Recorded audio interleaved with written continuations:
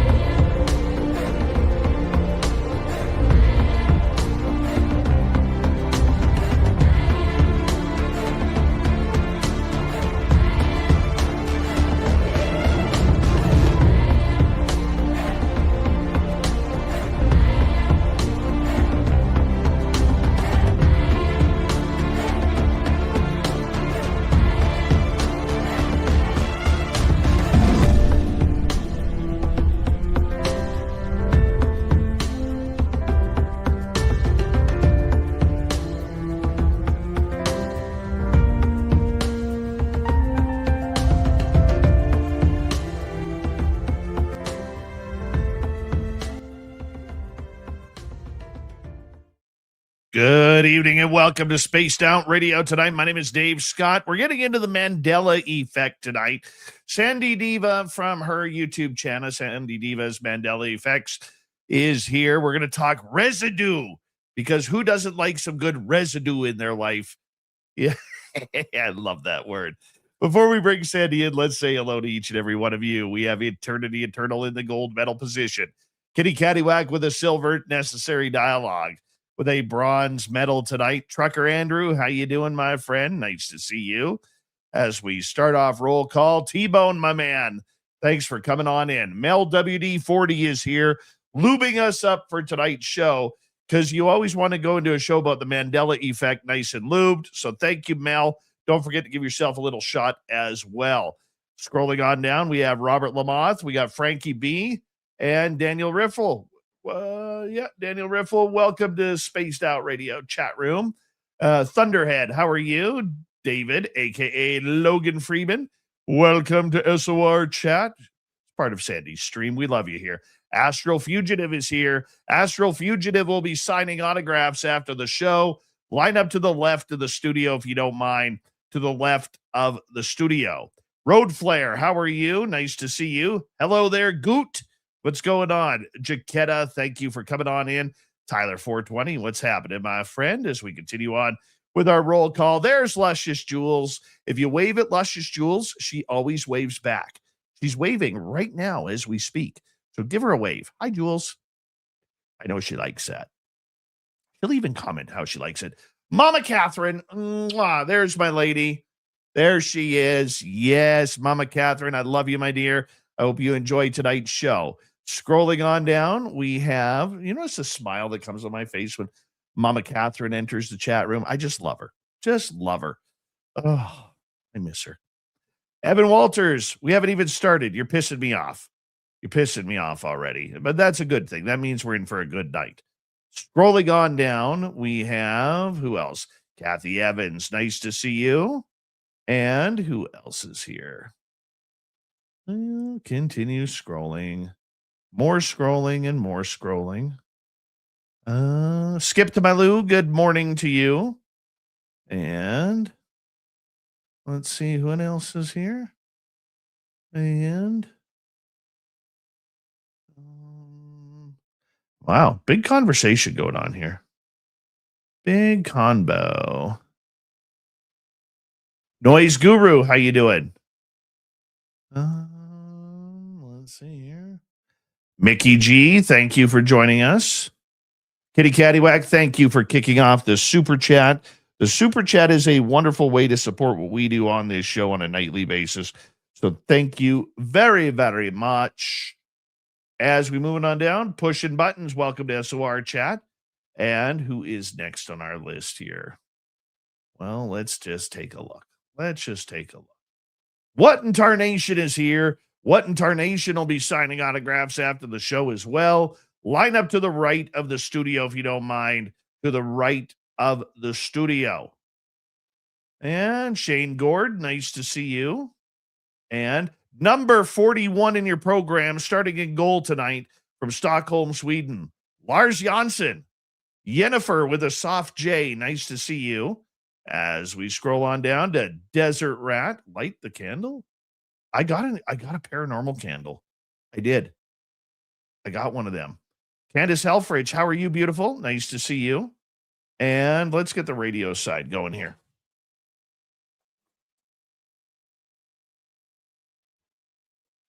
Hello and welcome to the radio and podcast side of Spaced Out Radio tonight. My name is Dave Scott. We're getting into a controversial topic tonight, the Mandela Effect, from our YouTube channel, Sandy Diva's Mandela Effects. It's Sandy Diva, our guest tonight. We are about 30 seconds away from launching. Mickey G, thank you for that lovely super chat. We greatly appreciate you. And let's see here. Who else is here? Escape from Blue Jersey, Cool Arrow, Lisa Smith, thank you all for coming on in. Paramarv, my friend, Chaz Mataz, nice to have you both here. Hi there, Pam Harris, nice to see you. Integrationing, thank you for joining us. At DD74, it's been a while. Are you ready to hear your mystic voice of the night? It's time to wake up. He's here. Shush. Be quiet. He's ready for you to listen. Let's point our ears towards the little cabin in the woods. We're together, friends.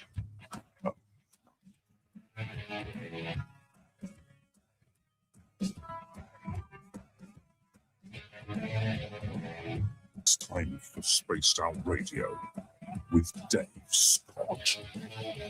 From the mountains of central British Columbia to you listening around the world, this, my friends, is Spaced Out Radio. I am your host, Dave Scott, sitting in the captain's chair of SOR headquarters. We welcome you to tonight's show on our terrestrial affiliates around North America, digitally on every major podcast network. Our website, spacedoutradio.com. We have a plethora of features for you. Rock out to Bumblefoot. Read the Newswire. Check out our swag as well. You can follow us on X at Spaced Out Radio, Instagram at Spaced Out Radio Show, and on Patreon in the Space Travelers Club. Tonight's show is brought to you by Caribou Con. Go to cariboucon.com. Get your tickets for September 18th through 20th. Come up to British Columbia for the province's only paranormal conference. We got a great show tonight. We're going to get into a controversial conspiracy theory called the Mandela Effect. If this is your first time listening and hearing about it, especially on our terrestrial affiliates, you're in for a fun treat because this one's going to make you think. Sandy Diva is our guest tonight on Spaced Out Radio. Then in hour number 3, Swamp Dweller will join us for another creepy story. We will follow that up. Yeah, the next one will be Robin Haynes, who'll be here for the cryptid Q&A. So let's get started because this is one of my favorite topics to talk about. Look, I love UFOs. I love Bigfoot. But my secret topic mistress that I absolutely adore, that I do not get enough time with, one that I love to talk about because it just doesn't make sense, is the Mandela Effect.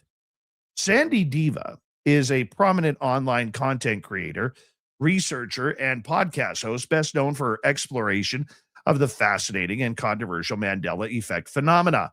Through years of research and discussion, Sandy has built a dedicated following by examining cases where large groups of people share the same memories of events, logos, names, movies, and historical details that seem to differ from today's recorded reality. Her work challenges conventional explanations of memory and perception while encouraging audiences to question the nature of reality itself. And it's called the Mandela Effect. Sandy Diva, you know I love it when you're on my show because it's always so much fun. How are you? It is. I'm doing great. How are you, Dave? Thanks for having me again. I know. It is so good to always chat with you because, you know, when I think Mandela Effect, I always tell people you got to go see Sandy Diva's YouTube channel because this lady is absolutely amazing, coming up with all of this high strangeness. How did you get attracted to the Mandela effect? Thank you for that. I well, honestly, I came across it on YouTube like most people do, and my mind was blown. There were things that I could not explain, like the typical ones: Berenstein Bears, J.C. Penney. It was definitely like a penny for me, not penne with an EY. Fruit of the Loom, that cornucopia was there. I know it was there. So those things immediately got me interested in it. And almost, I would say within days, I was seeing things everywhere that didn't match my memory. So I started posting on X, and then Brian McFarlane found me. And that's how I ended up on YouTube, and I started my journey here. I love this subject because I think if there is any subject that makes you think very, very hard, going back in our memory banks into storage units in our brain that we have not covered or opened for years. I mean, we're talking storage units in our brain that have about 3 inches of dust on them. Okay. And yet there are so many of these Mandela effects. We're going to get into a bunch of them in the next couple of hours because I have a couple of favorites that we are going to discuss as well. But for you, this has become a daily observation of research for you. You've become obsessed with this, and I mean that in a very polite way. Why have you been so taken aback by it? It's simply because I see things that I know are not what I remember. And they bother me. Like, they actually bother me. I'll say that when people come to our channel that they don't believe in the Mandela Effect, because we do get people like that sometimes, they always say it's misremembering, false memories. And then I say to them, most of us that, were born before the tech age, we can remember phone numbers from our childhood, our friends' phone numbers, home phone number, grandparents. We remember addresses. We remember how to get to and from different places. We remember the lyrics to our favorite songs. Why is it that we can remember those things? But when our favorite song, there's a line that's different, and I'm not talking about the line is different and it slightly sounds the same, so you could have misheard it. I'm talking about completely different line. When the line is completely different, you're going to tell me that I remembered the whole song, that I learned by reading the inside of an album or a cassette tape while I was listening to the song, that I'm misremembering just that one line. And also, thousands to millions of people are misremembering that line as well. That doesn't make sense. And that's why it's sort of like, because there's an injustice to it. The constant accusation of misremembering, of false memory. I feel like I got to prove it. But that's why. Okay, so for people listening about this topic for the first time, what is the Mandela effect and how did it get its name? Okay, a lot of people in the community have a problem with it, but the Mandela effect is a phenomenon that was coined by Fiona Broome. She was at DragonCon or DragCon, Dragon. I think it was DragonCon. And she noticed that some people remembered Nelson Mandela dying in prison. And that is how the term Mandela Effect was born. She named it after Nelson Mandela because that was the first Mandela Effect that she recorded. But since then, it turns out Mandela effects go back way farther than that, just that we didn't know what to call it. But the Mandela effect is shared memories that do not match this timeline. And usually a lot of people don't remember the way it is now. However, that being said, I was talking to Dave before the show about Cliff Notes, which has always been Cliff's Notes in this timeline. Thousands of people remember Cliff Notes, but Dave has the current memory, and that's okay. None of us have the Mandela memory for everything. Everyone has current memories, because the more you hear things, the more you see things, you're going to take what we call an update. So, Dave, you took an update on Cliff Notes. But okay, so with these misremembrances, okay, I'm going to use that term extremely lightly because I have really become a big believer in the Mandela effect. There's just some things that just absolutely trip me out. And we will get into those, like kidneys on the human body, the heart on the human body. Drives me nuts. And we'll get into those in a little bit here as we warm up this show. But the misremembering portion is the easy excuse. And here's what I think, because since the last time I had you on the air, I've done some thinking here, and I want to ask you this question because it baffles me. Sure. Are all of us who have noticed the Mandela effects, is it personal or is it universal? Both. There are absolutely personal Mandela effects where someone has a Mandela effect in their personal life that no one else would know about.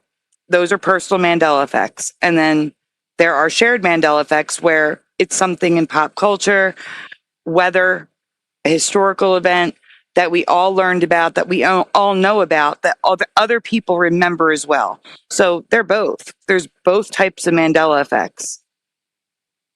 Well, we're going to get started here because and the reason why I brought that up is because you brought up the whole Cliff Notes version. Okay, you said Dave has the new memory, whereas I've always known it as Cliff Notes, but you know it as Cliffs with an No. S at the end. Notes. Oh, wait, you have it backwards. I thought you said you remembered it with an S. No. Oh, well then, Dave, you're Mandela affected by it. It's always had an S. No. Yes. No. Yes. My. Oh my. That's why I was like, oh my gosh, you remember the current reality? Okay. Oh my. All right. Well, here's the reason why. You know, when we look back on things, whether it's movies, whether it's countries, whether it's musical lyrics, that one I want to get into with you because we've never really talked about that one. But when I say is it personal, I don't mean things that happen in my personal life. What I'm asking is, I know there's a lot of people who would be like, well, Forrest Gump's life's like a box of chocolates. Okay. That whole line there, we may remember it one way, but others remember it the other. And that's why I'm wondering if the Mandela effect is personalized to each and every one of us, because there are some things that we do remember and others we don't, or the reality is different on both sides. You are absolutely correct. I believe that as well. I believe that we each shift at different times. So, for example, on my show last night, I was showing a Facebook group about the Mandela effect, and a woman posted saying, this Mandela effect must be recent, and there's a lot of residue. Actually, she used evidence, but I'm calling it residue. But it was the lion shall lay with the lamb. And it's a Mandela effect that most of us in the community have heard about for the last 8 years. So she shifted recently, whereas we shifted on that Mandela effect years ago. So I do believe we shift, and I'm using air quotes, shift at different times because people have different theories on what's causing this. But we see Mandela effects when we see them. And yes, it is personal to the person. But I do believe there are some Mandela effects that everyone experiences at once too. Like those first ones. It's like there was a mass awakening to the Mandela effect and everyone woke up to like those top 10. And then there was like a trickle, and then there was another wave of new people, and then there was a trickle. Everyone shifts at different times to different Mandelas. And another way we learn that, I coined a term because I needed a name for it, called time Mandela effects. Time cup of noodles is a time Mandela effect. According to timeline, according to this history, Cup o' Noodles was Cup o' Noodles. The company changed the name to Cup Noodles. So, deniers will say it was Cup of Noodles. It's not a Mandela effect, but it is. It's a Mandela effect because some people will remember Cup o' Noodles up until 2016 or 2020 or 2021, years after the company changed it. So they remember the company changing the name years later. And that's why it's a time Mandela effect. The time they shifted is still a Mandela. Does that make sense? It's hard to explain. How do you think the Mandela effect was created? I don't think it was. I think it's always been. I think, like, for example, Mr. Super Sidewinder, one of my longtime friends in the Mandela Effect community, he has Mandela effects that he experienced back in 1975 before I was born. I think it's that it was created because we had the internet so people could discuss together, like, does anyone remember this like this? And that is why the Mandela effect grew, is because we had the internet, we could talk to other people about it, and it took off. I think that's what happened. I think the internet played a large role in that, but it's always been. See, that would go against the idea that we've jumped timelines or that there was some issue with CERN, and the Hadron Collider. I disagree. I disagree on the timeline part. The CERN thing, I have a different opinion about CERN. I don't think CERN is creating the Mandela effect at all. You can get their entire schedule online, and there are huge chunks of time. I'm talking about up to a year or more where they turn everything off.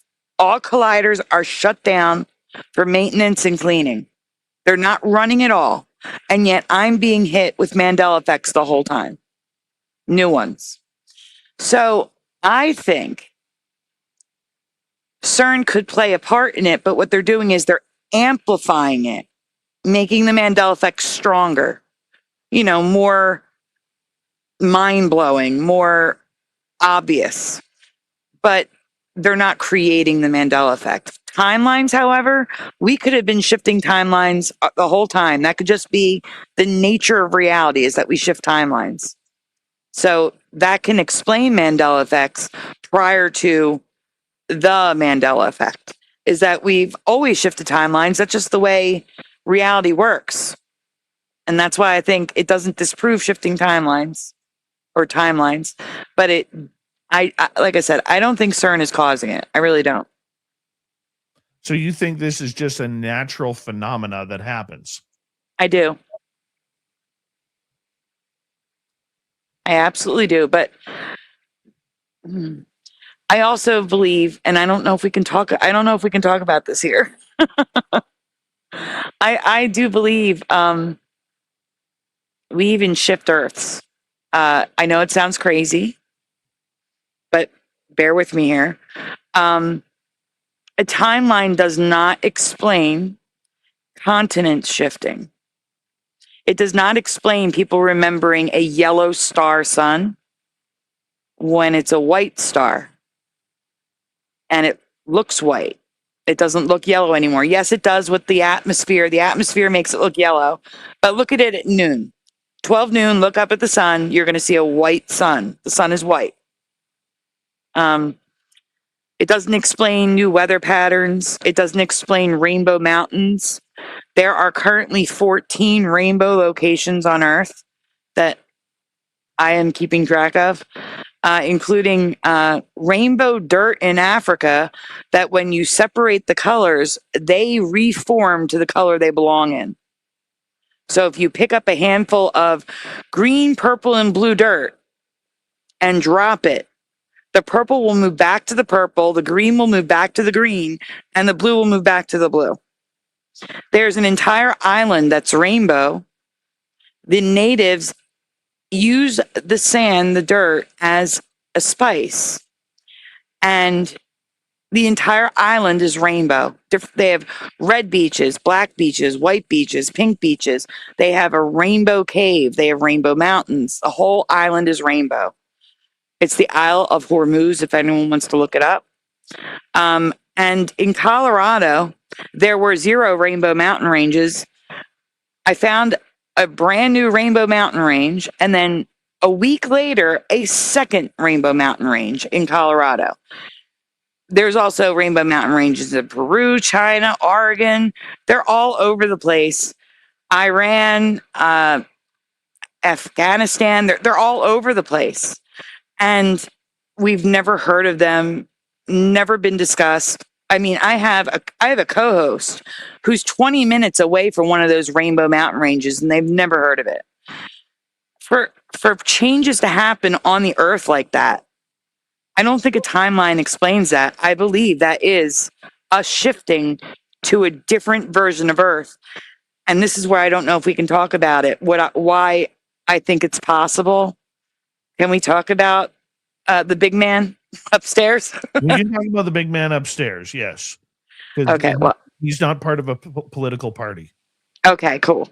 So I believe something catastrophic happened in 2012. And the reason why I believe that is because around 2012, articles started being published that a chunk of the Sagittarius arm, where many remember Earth being in the Sagittarius arm, our solar system, it's gone. It just disappeared. And I believe, personally, my belief, no one has to believe it. I know it sounds crazy, but I believe God saved us. It wasn't our time. It wasn't the end. So he moved us to an earlier version of Earth. I believe that is why we shift Earths. But we also shift timelines. And I do believe this is a whole, great deception type of deal. Because it is a deception. People are being deceived into thinking that it's actually this when it was really that. So that's my belief. No one has to believe it. That's all. Well, hey, I think it's a great theory. And if that's where your research leads you to believe, who am I to question it? Right? Well, actually, no. Please, I would love questions of it. That's fine. You can question it. Just don't tell me I'm wrong. You're wrong. You are wrong. You are wrong. No, I'm teasing. We have about 2 minutes to go before we go to break at the bottom of the hour, and we are talking about the Mandela Effect with Sandy Diva, who's a YouTuber, content creator on this incredible controversial subject. This topic draws people in, Sandy. People love this topic. It has been written about in almost every major magazine in North America. Radio shows talk about it. There's a ton of documentaries on YouTube about it and other media platforms. Why do we seem to love this subject so much? I just think to some people, it's just interesting. Like, I do remember Berenstein Bears. I do remember a hyphen in Kit Kat. And they get interested in it. But I don't, it seems like a lot of people, that's where it stops. And I don't understand that. Because for me, it's, your reality is different from what you remember. Your reality is fluid and not, set like we always believed it to be. To me, that's inconceivable. And that's why I began researching it, because it didn't make sense. So I don't know why some people just like, okay, they're indifferent to it. All right, well, they're indifferent to it. But yeah, it's just, I am totally lost off track. What am I answering? Well, the popularity of this subject. Oh, the popularity. Yeah, I really do think it's that it's interesting to people. They find it interesting and then they move on. But some of us, we delve deeper into it. And it's popular because everyone, it's got that nostalgia appeal. Like all those channels that are coming out recently, like about the generations, if you're Gen X, if you're a millennial, Gen Z, or remember when, like the 1970s. Hold that thought. Mandela Effect. What is it? We're going to give you some examples next on Spaced Out Radio. Sandy Diva is our guest from our YouTube channel, Sandy Diva's Mandela Effects. Go hit subscribe on that. This is Spaced Out Radio.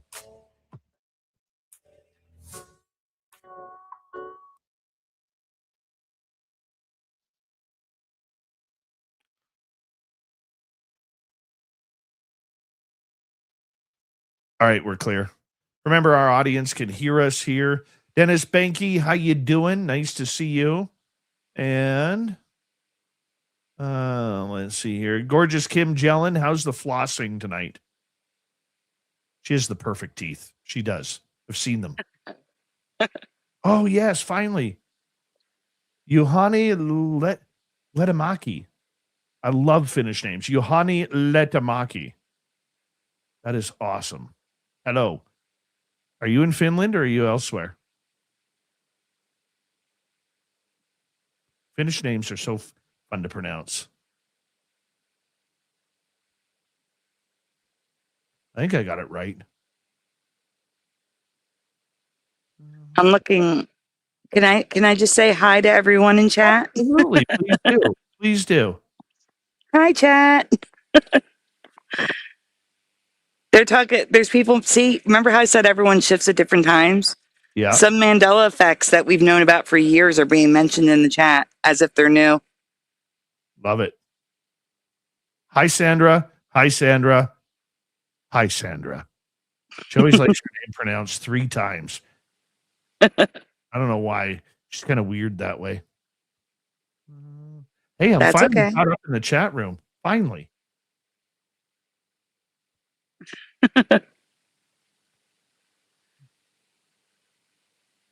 You're doing great. I lost track of what I was saying.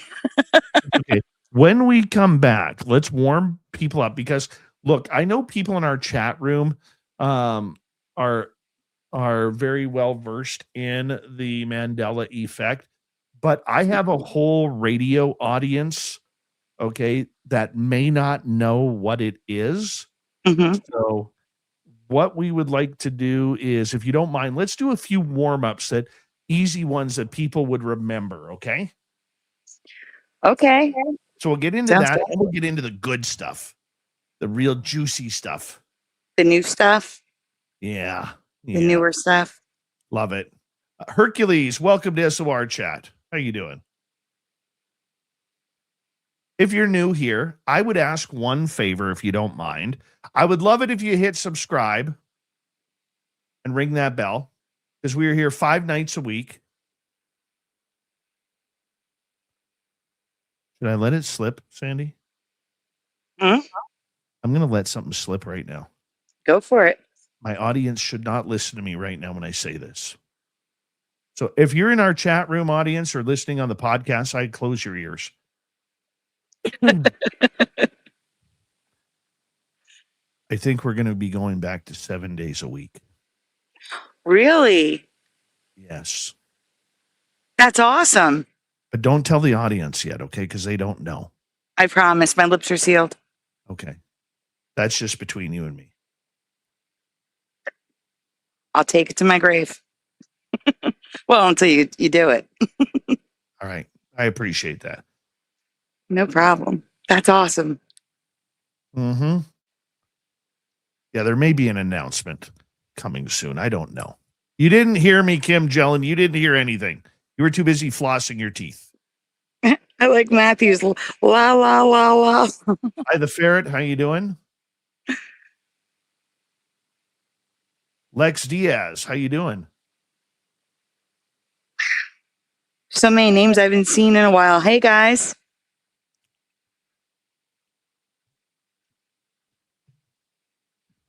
To be fair, we go live late.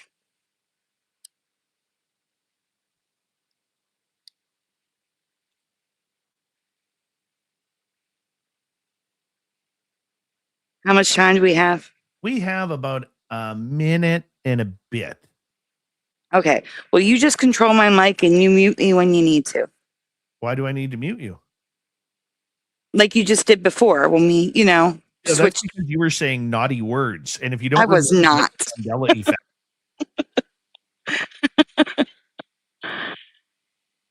No naughty words. I want to say something. You know what? I'm going to say this publicly.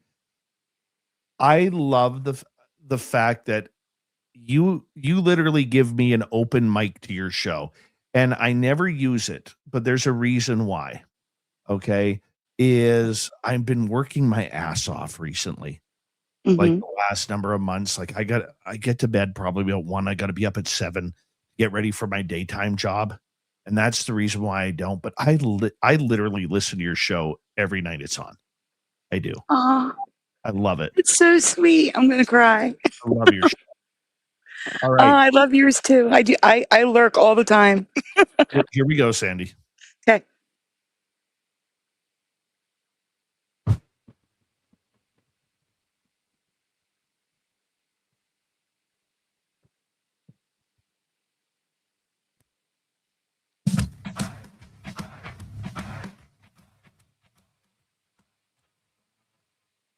Here we go with the second half hour of Spaced Out Radio tonight. My name is Dave Scott. I appreciate each and every one of you coming on in as we talk about the Mandela Effect with Sandy Diva from her YouTube channel, Sandy Diva's Mandela Effects. If you've never heard about this, stay tuned here because in a couple seconds, we're going to warm you up with some real strange ones that you're going to be like, what? No way. I promise you, you will have that thought. Before we bring Sandy back on, I want to remind all of you that if you miss portions of this show or others, you can always check out our free archives on YouTube or any major podcast network. Our website, spacedoutradio.com.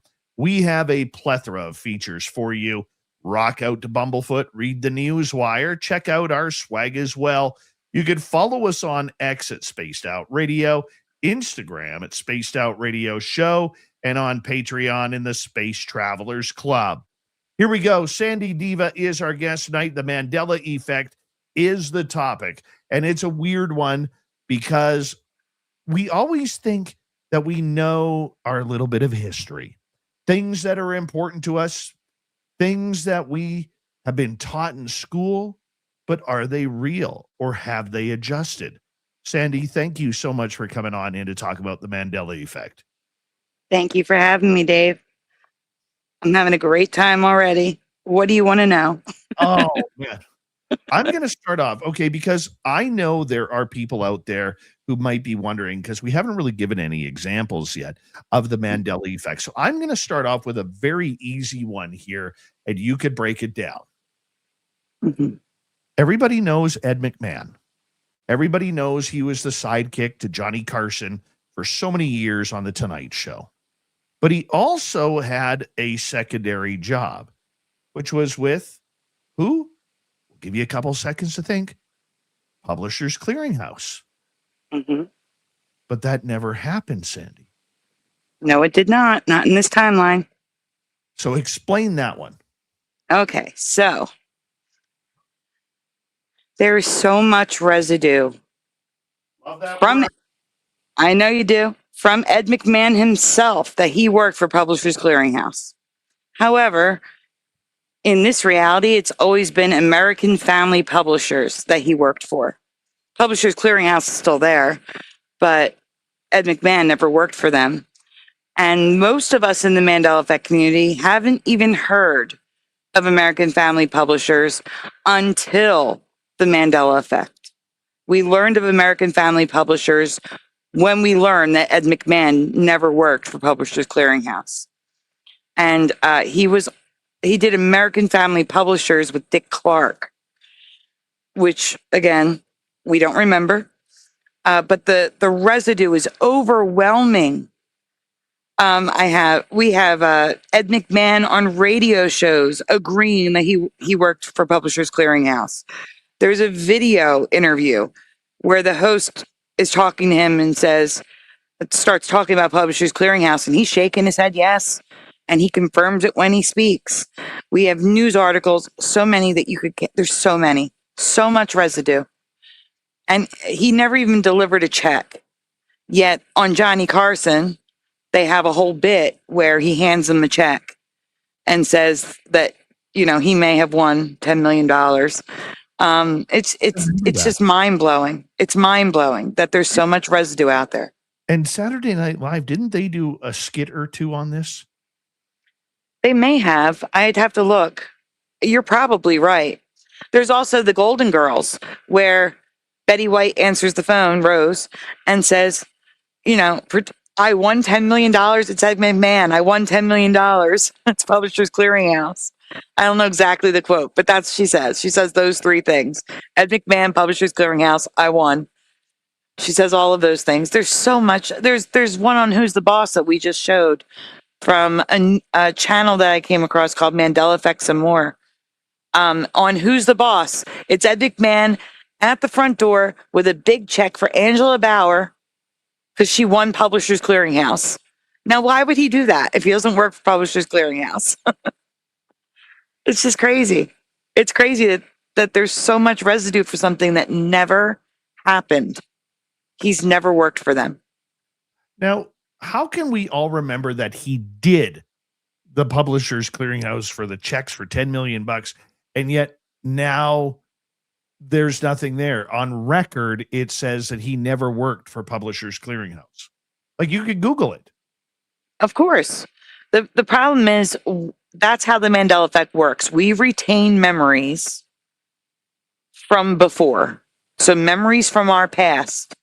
And that's where the whole theories come in about timelines and CERN and quantum mechanics, things like that. We retain memories from our past that no longer match the past where we are. So that's why it's easier just to say another timeline. So growing up, I just Googled it, and I encourage everybody to do this. If you want to learn about what the Mandela Effect is, I said, did Ed McMahon work for Publishers Clearinghouse? Answer, no. Ed McMahon never worked for Publishers Clearinghouse.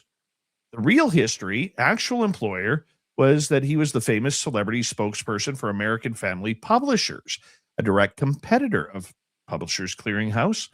PHC never hired celebrities. They created their own real-life PHC prize patrol, which ambushes winners at their front door with balloons and giant checks.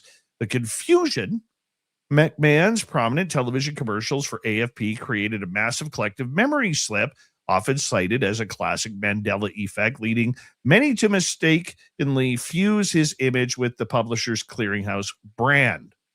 And that's where my injustice thing where I have to argue it comes out. I clearly remember the envelopes coming in with his face on the envelope, and it was Publishers Clearinghouse. I can hear him saying Publishers Clearinghouse. You may have already won $10 million.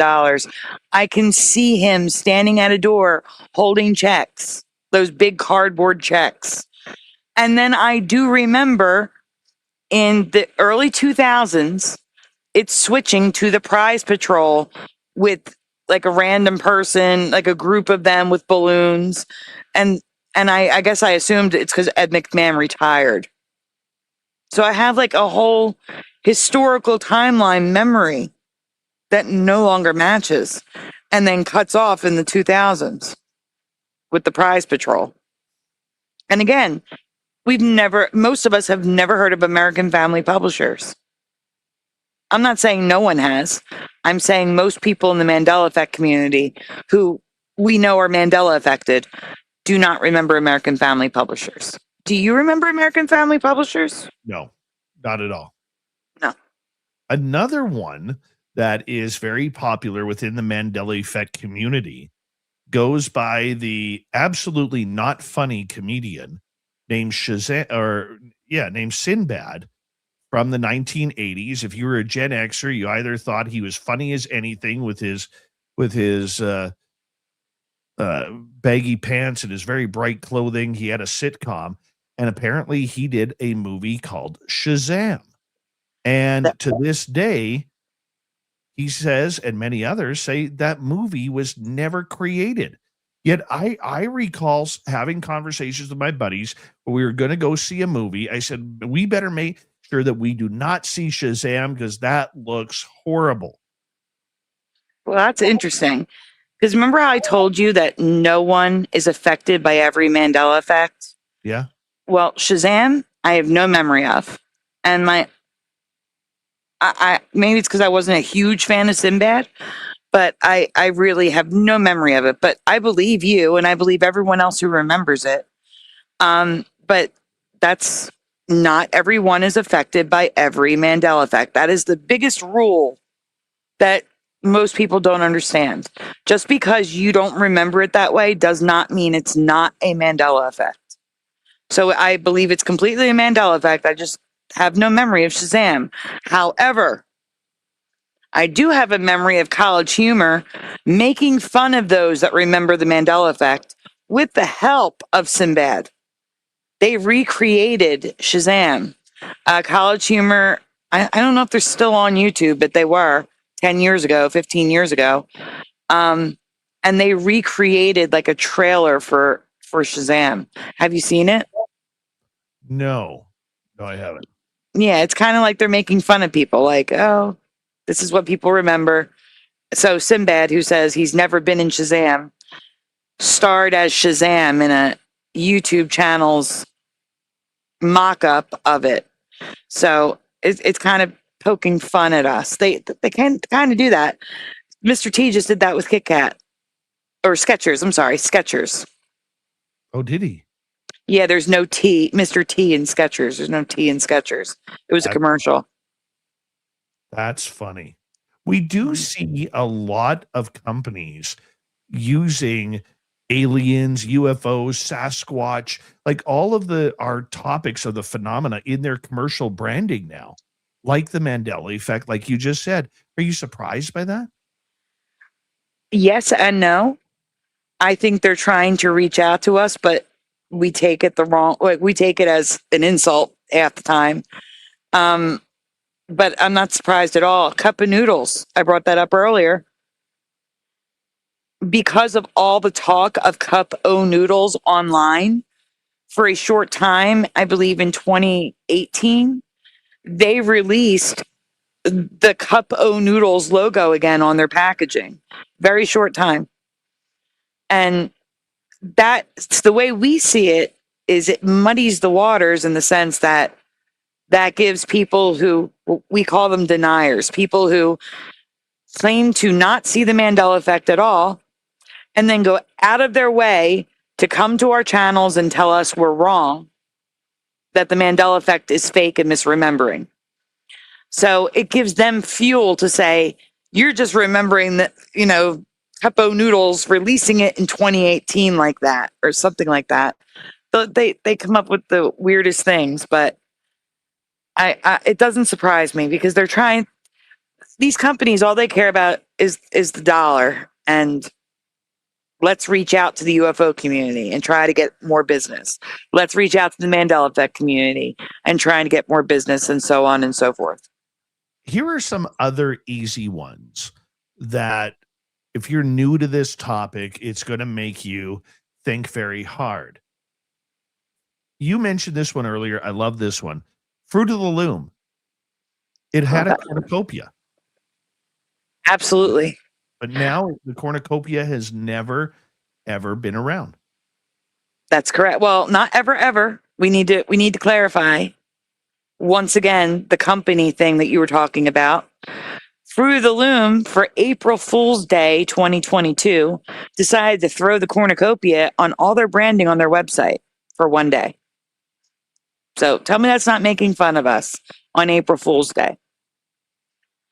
But yeah, that's a huge Mandela effect for me. My father, I remember seeing his undershirts, folding them when I was a kid, and seeing the cornucopia. The fact that it's never had one, it bothers me so much, and I know it bothers so many people. That is probably next. Ed McMahon and Fruit of the Loom, I think, are the most. If you don't know the Mandela effect, start there because most people are going to remember that. And if you're an American, Uncle Sam's hat. Okay, you got to tell me about Uncle Sam's hat. Okay, which do you remember? I don't know. I'm Canadian, so. I know you're Canadian, but I just want you to think, if you can't get, I'm going to give you two options. If none of the options stand out for you, then I'll tell you. Okay. All right. So the choices are white hat with a strip of blue with the stars, or the same strip of blue with the stars and red and white stripes. Does any stand out? Goodness, I have to look at it. Okay, go look. That's why I said this is very visual. On my channel, I show you everything. I'm showing pictures constantly, and we can't do that on the radio, unfortunately. Yeah. Okay. So I remember it now looking at it. I remember it being the on the top of the brim of the hat, it was a blue like wrap around with stars with red and white stripes up top. Correct. That's what most of us remember. That is what I remember. But Okay. it has always been white on top. If you look at the official posters, the "I Want You" that everyone saw growing up in America, always been white on top. And unfortunately, it's been Mandela'd many times. Uncle Sam also has a silver hat sometimes, a gold hat, a straw hat, all sorts of different hats. And that's another thing we see in the Mandela Effect community. In my past, things were consistent. Uncle Sam, if you were to draw Uncle Sam, he was like a cartoon character. You wouldn't make I don't know, Bart Simpson green sometimes. He's always yellow. You know what I'm saying? The Simpsons are always yellow. You're not going to change their coloring randomly. And Uncle Sam always had the same hat. And now he's got all these different hats throughout history. It's crazy. So weird. It is. So weird. All right, let's get to a couple other easy ones here. Mm-hmm. Monopoly Man. What's different about him? The Monopoly Man, so many people remember him wearing a monocle. It is parodied that the rich man has a top hat and a monocle and the big white mustache like the Monopoly Man in so many things, in comics, cartoons, movies, and he's never had a monocle.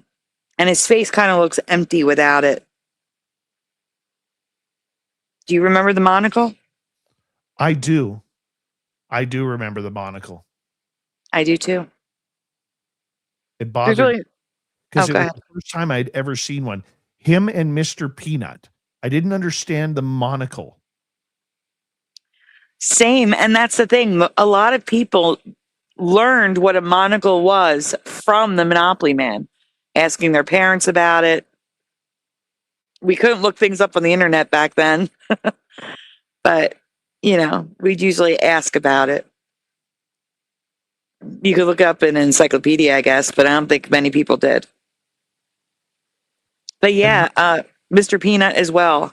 Mr. Peanut does still have the monocle. Sorry.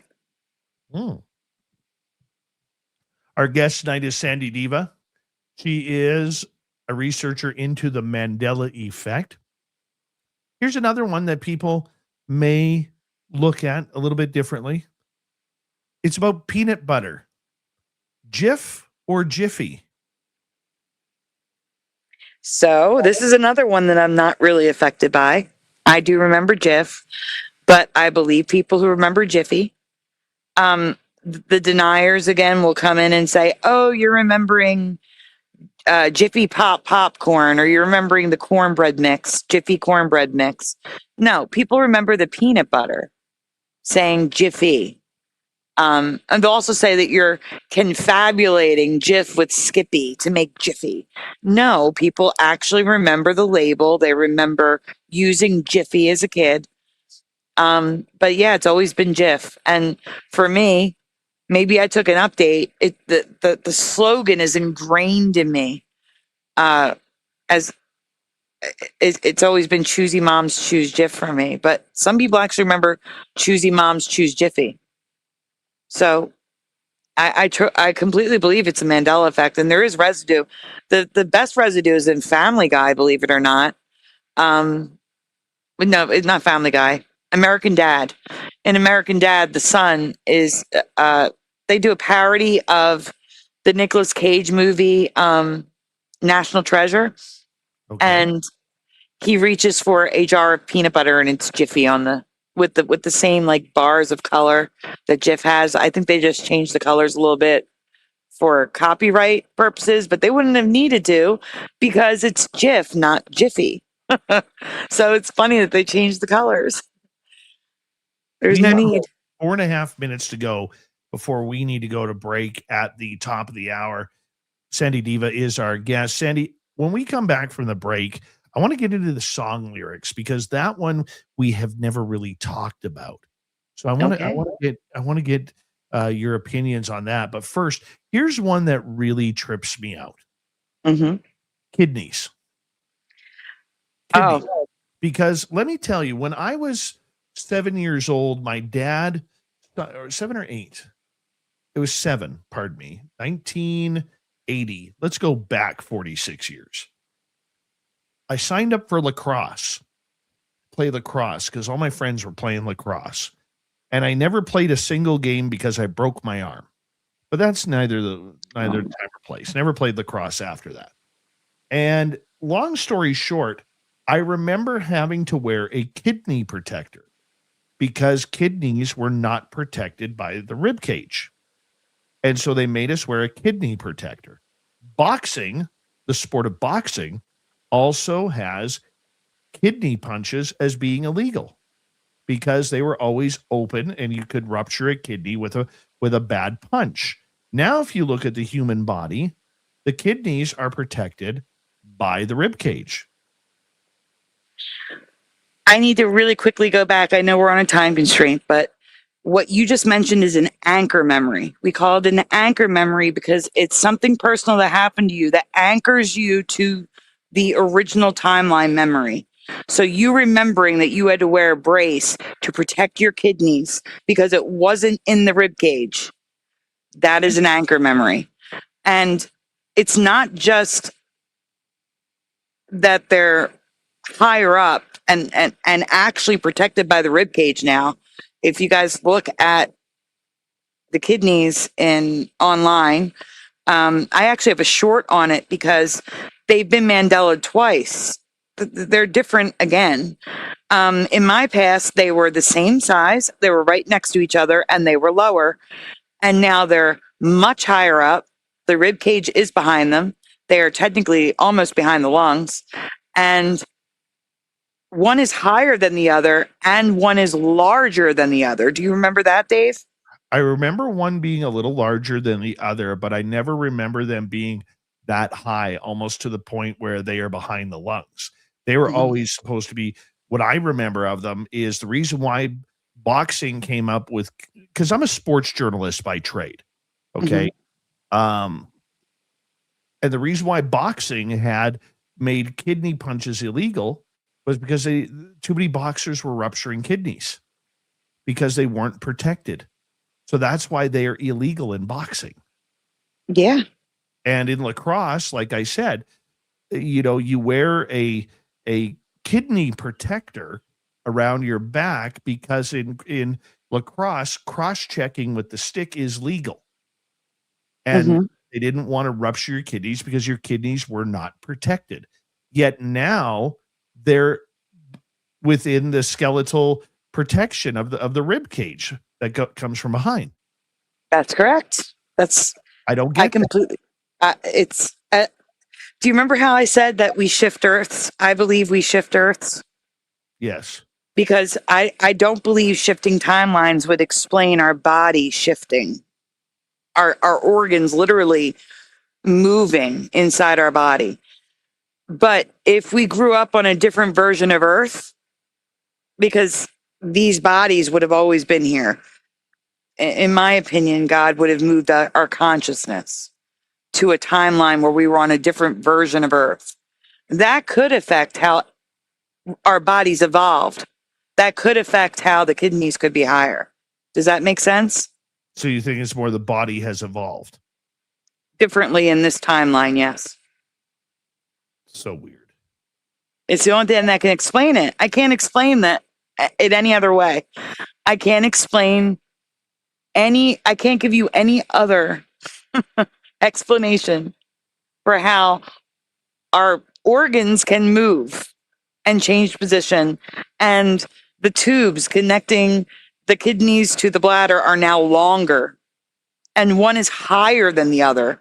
I can't. There's no other explanation. Let's continue on with this conversation in hour 2. Sandy Diva is here tonight on Spaced Out Radio talking about the Mandela Effect. This is Spaced Out Radio with host Dave Scott.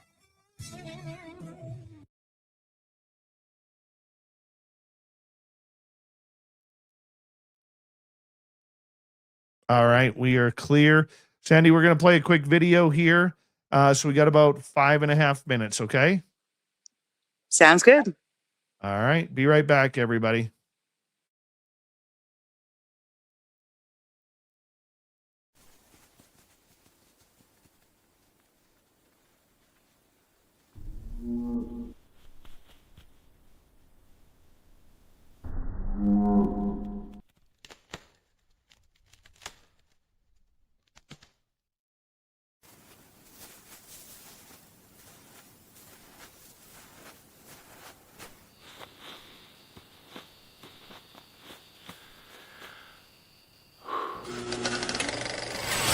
Our merch is Bigfoot approved.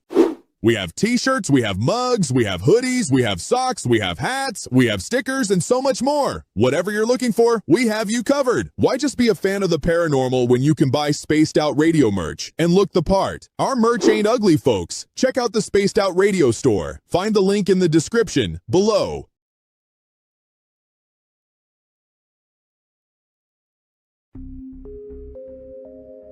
Lurking within the forested region of the 108-mile ranch, where the worlds of the normal and paranormal collide. CaribouCon is waiting for you, bringing together a panel of renowned experts in the paranormal, cryptid research, and UFO phenomena fields.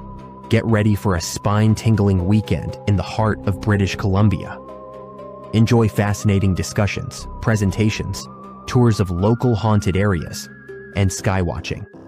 Learn from investigators, authors, and enthusiasts who explore everything from ghost hunting techniques to sightings of Sasquatch and beyond. Whether you're a seasoned paranormal researcher or just love a good spooky story, this is your chance to connect with fellow enthusiasts in one of BC's most mysterious areas. Tickets are on sale now. Grab yours before they're gone. Visit cariboucon.com for details, tickets, and updates. Are you ready to dive into the weird and wonderful world of cryptids, cartoons, and chaos? Meet Dirty Filth, Spaced Out Radio's resident cartoonist and master of the mysterious. Every Saturday at 2 p.m. Pacific, join him live on the Spaced Out Radio YouTube channel for Cryptid Cartoons with Dirty Filth, a hilarious hour where he sketches bizarre beasts, shares mind-bending stories, and battles his mischievous cats. Whether you're a UFO enthusiast, paranormal fan, or just love quirky art, Dirty Filth filters the universe through his unique lens, creating cartoons that capture the strange, dark, and supernatural. Follow Dirty Filth on X at Filth1 or Facebook at Dear Filth for more filthy fun. Find his link in the description below.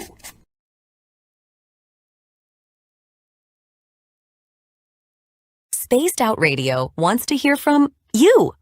We love our community, and your voice truly matters. Drop a comment after every show and let us know what you thought. Agree with our guests? Tell us why. Disagree? We want to hear that too. We read every single comment. Jump into the live chat during the broadcast and be part of the conversation in real time. Got a killer topic idea? Your suggestions help shape the show. And if you want to take it even further, join our Patreon for bonus content and direct feedback opportunities with Dave and the team. This is your show as much as it is ours. Whether you're a longtime listener or brand new, we want your thoughts, your questions, and your ideas. and let's keep building this incredible community together. Spaced Out Radio, where the conversation never ends. What are you waiting for? We're listening.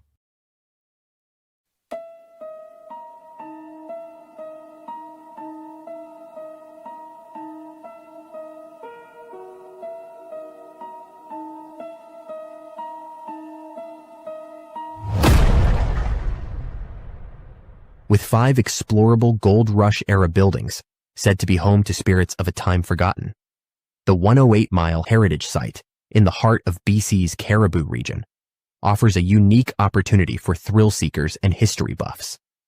For an evening of historical fun, step into our guided ghost tours, where spine-chilling stories of Gold Rush legends and unexplained encounters come alive. For those craving even more, inquire with us about conducting a hands-on paranormal investigation of your own. And if you're truly brave, book our haunted sleepovers. Spend the night at our B&B inside the McNeil House to truly experience this historical landmark and its ghostly secrets firsthand. For booking or inquiries, go to haunted108.com.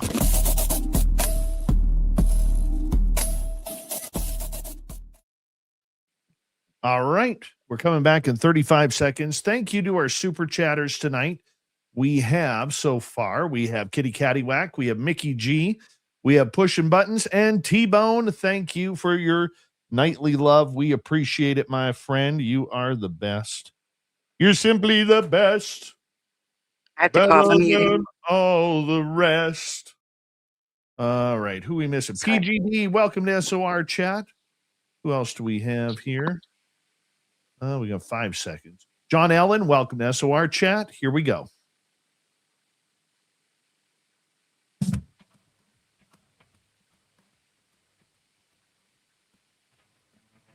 Hour number 2 of Spaced Out Radio is now underway. The Mandela Effect. Do you know about it? Do you believe it? Sandy Diva does. We're going to get to her momentarily. Hello to everyone listening in on our terrestrial affiliates around North America, digitally on every major podcast network. Our website, spacedoutradio.com. We have a plethora of features for you. Rock out to Bumblefoot, read the news wire, check out our swag as well. You can follow us on X at Spaced Out Radio, Instagram at Spaced Out Radio Show, and on Patreon in the Space Travelers Club. The Desert Clam has set the password for tonight in the SOR Space Travelers Club. Olivaster. Olivaster is your password. Use it wisely, Space Travelers, as the Clam sets the password each and every night right here on Spaced Out Radio. Let's bring in our guest. Sandy Diva is a researcher on the Mandela Effect, a controversial conspiracy theory that maybe, just maybe, time has shifted and things have changed subtly. Now, Sandy's channel is called Sandy Diva's Mandela Effects on YouTube or Rumble. You want to check them on out. Sandy, thank you so much for being here. Thank you for having me, Dave. I love you. I love it when you're here. You make this so much fun. This is such a fun, controversial topic about what we are talking about. But one of the subjects that I want to get into with you is music lyrics. I've never looked at music lyrics being a Mandela effect. There are so many of them, Dave. Oh my gosh. Some of them are very subtle and some of them are not subtle whatsoever. And all music is Mandela affected. Everything, like Tutti Frutti. You remember Tutti Frutti? Yes. Do you know the lyrics to Tutti Frutti? I would have to look at them to see them. Don't look yet. Okay. There's a part that's repeated throughout the whole song, and it goes, "A wop bop a loo bop." Do you know the rest of it? Yes. Balop bop boop, something like that. Boop, or you remember Boop? Yeah. Okay, I remember Boom, but that's okay. It's Bomp, but it's also done something that we also happens in the Mandela Effect called a flip flop. And what that means is it was Boom, became Bomp, and then went back to Boom. And it's both. So part of the song is Bomp, Bomp. And at the very end, it's boom, bam, boom. So that's a little lyric change, but it's big for many people because they remember, like you said, bam boop or bam boom, but it's always been bomb bomb. And when you hear it, that's the thing. Like, I know we're limited to radio and you can't play copyrighted things, but when you hear it, that's when you know that's not right. So, and usually it's instant. When you hear it, you'll be like, whoa, what is that? That wasn't like that. And you'll want to go back and listen to it a couple times. But there's every genre of music has Mandela effects.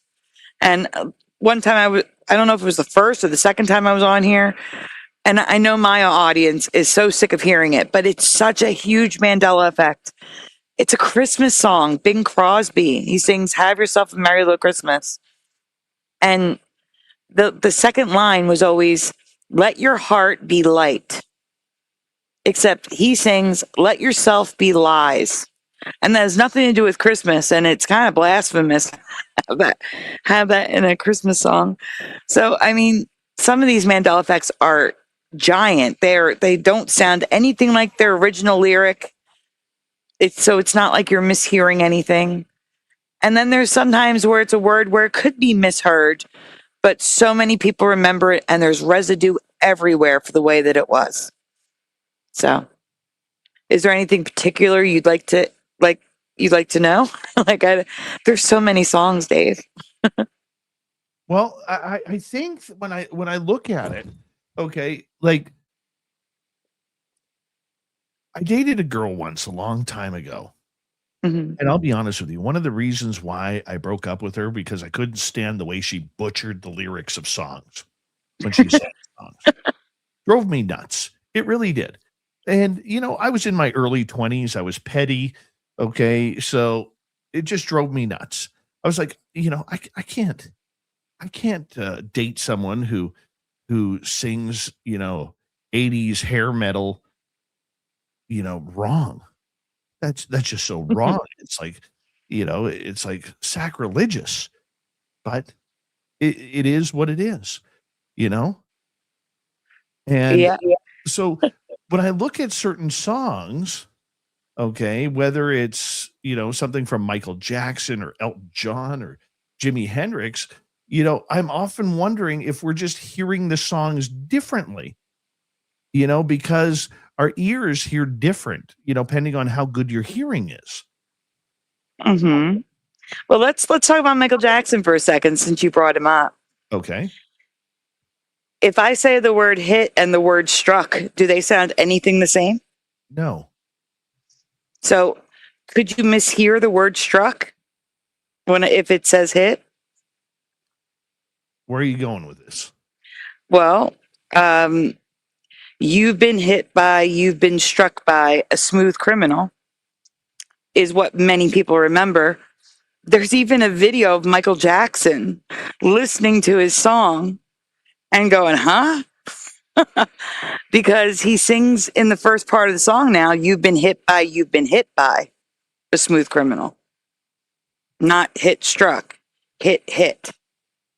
And even Michael Jackson recognized that wasn't right in this video. Do you remember hit in the song? I remember it being a double hit now that you say it. You do? Yeah. So you have the current memory for this one.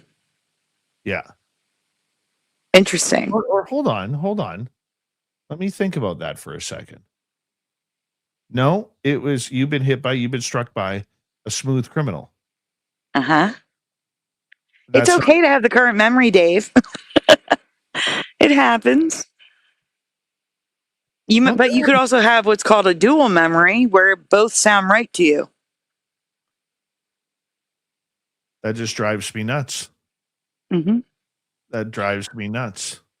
It drove Michael Jackson nuts. That's the funny part. That is the best residue, when the person who sung the song recognizes something's wrong. How about Queen? Oh, that one's convoluted now. So we have it. Sometimes like I said, we have flip flops, reality updates with a version that no one heard, but they'll tell us, oh, you remember it because of this one version. So originally, We Are the Champions, people remember the song ending with Of the World. And there's that famous clip where they're singing I forget the name of the guy who has the talk show, but he has all the celebrity guests in the car, and they sing a song, and they were singing that, and they all sang Of the World, and we're like, huh? Because it wasn't there. Well, about a year, maybe 2 years ago now, I discovered that it was back in a live version.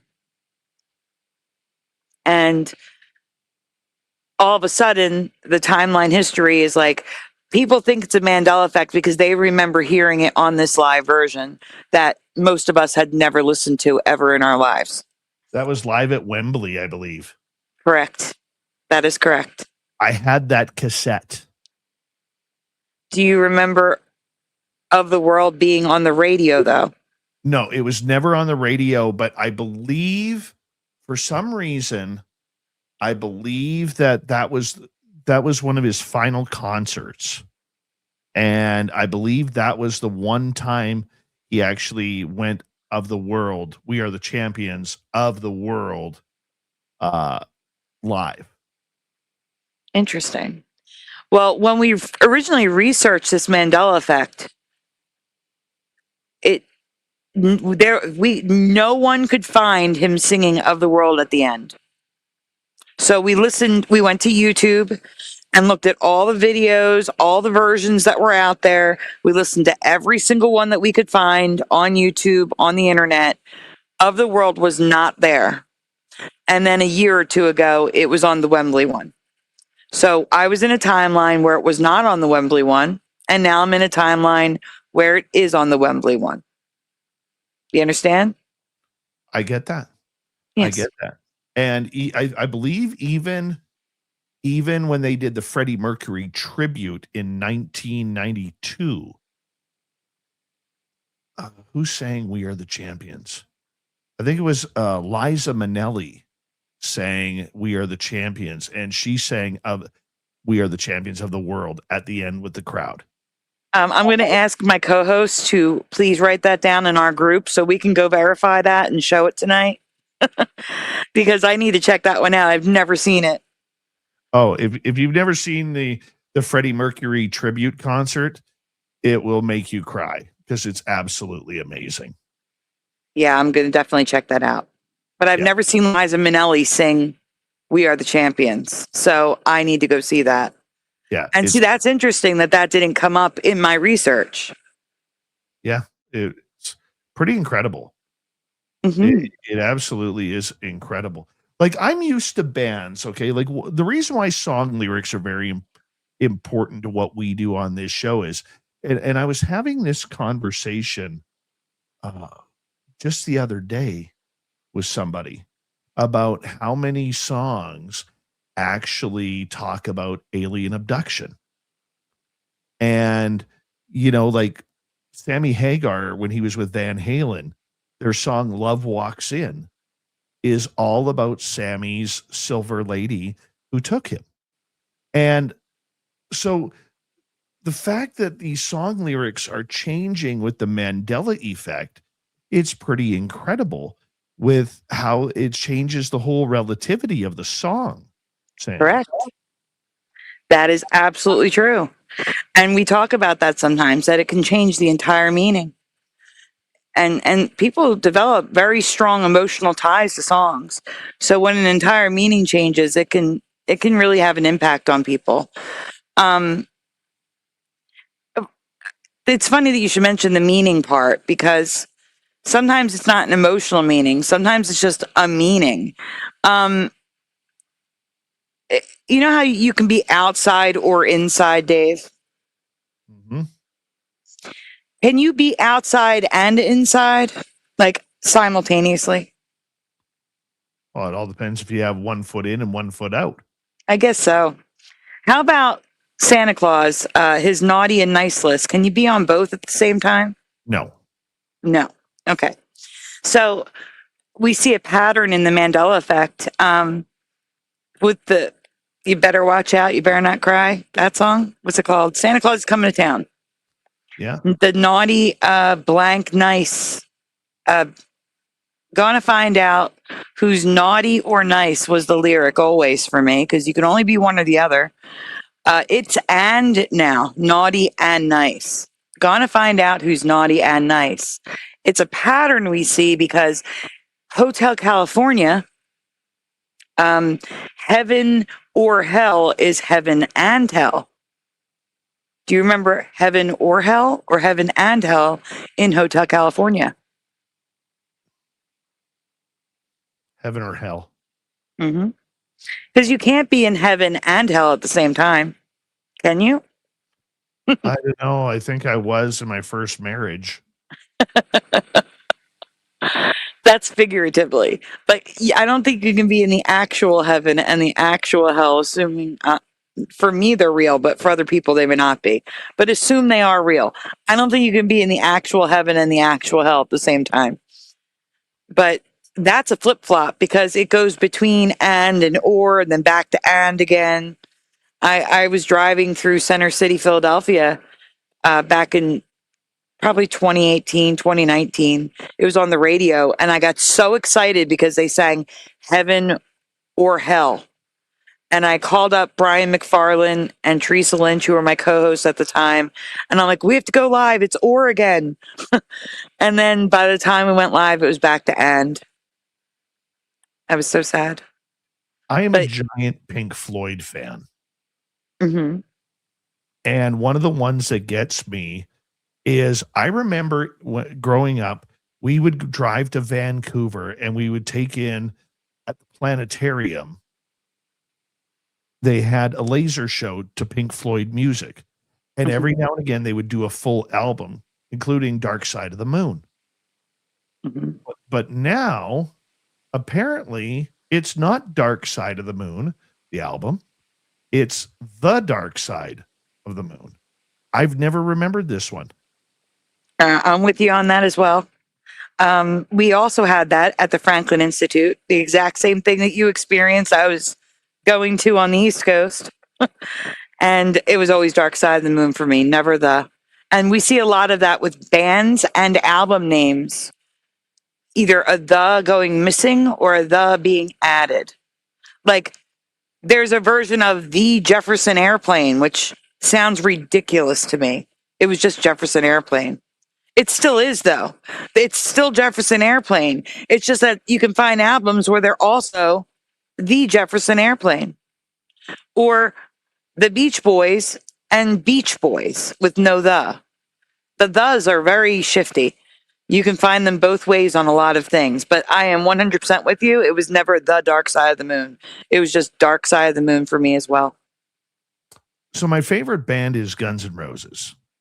Mm-hmm. I want to see them in August in Vancouver. Be my ninth time seeing them live. Wow. Yeah. That's awesome. Big fan. Big fan. I never knew. I just typed it in while you were talking about whether or not there's a GNR Mandela effect, and it revolves around the video for November Rain. I didn't even know that one.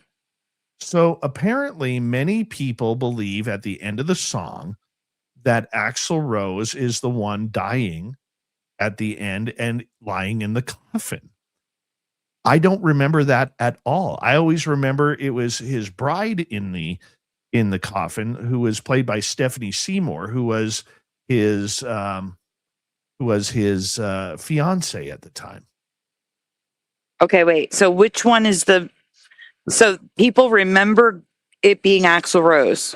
Yes, when in what I have always recalled was that it was Stephanie Seymour in the coffin. Okay, so it is Stephanie Seymour in the coffin. That's what I've always believed, yes. Right, but is that what it is now? That's what I'm trying to figure out. I would have to check. Yeah, please go check, because I share the memory with you of Stephanie Seymour. I didn't know her name. I just knew the bride was in the coffin.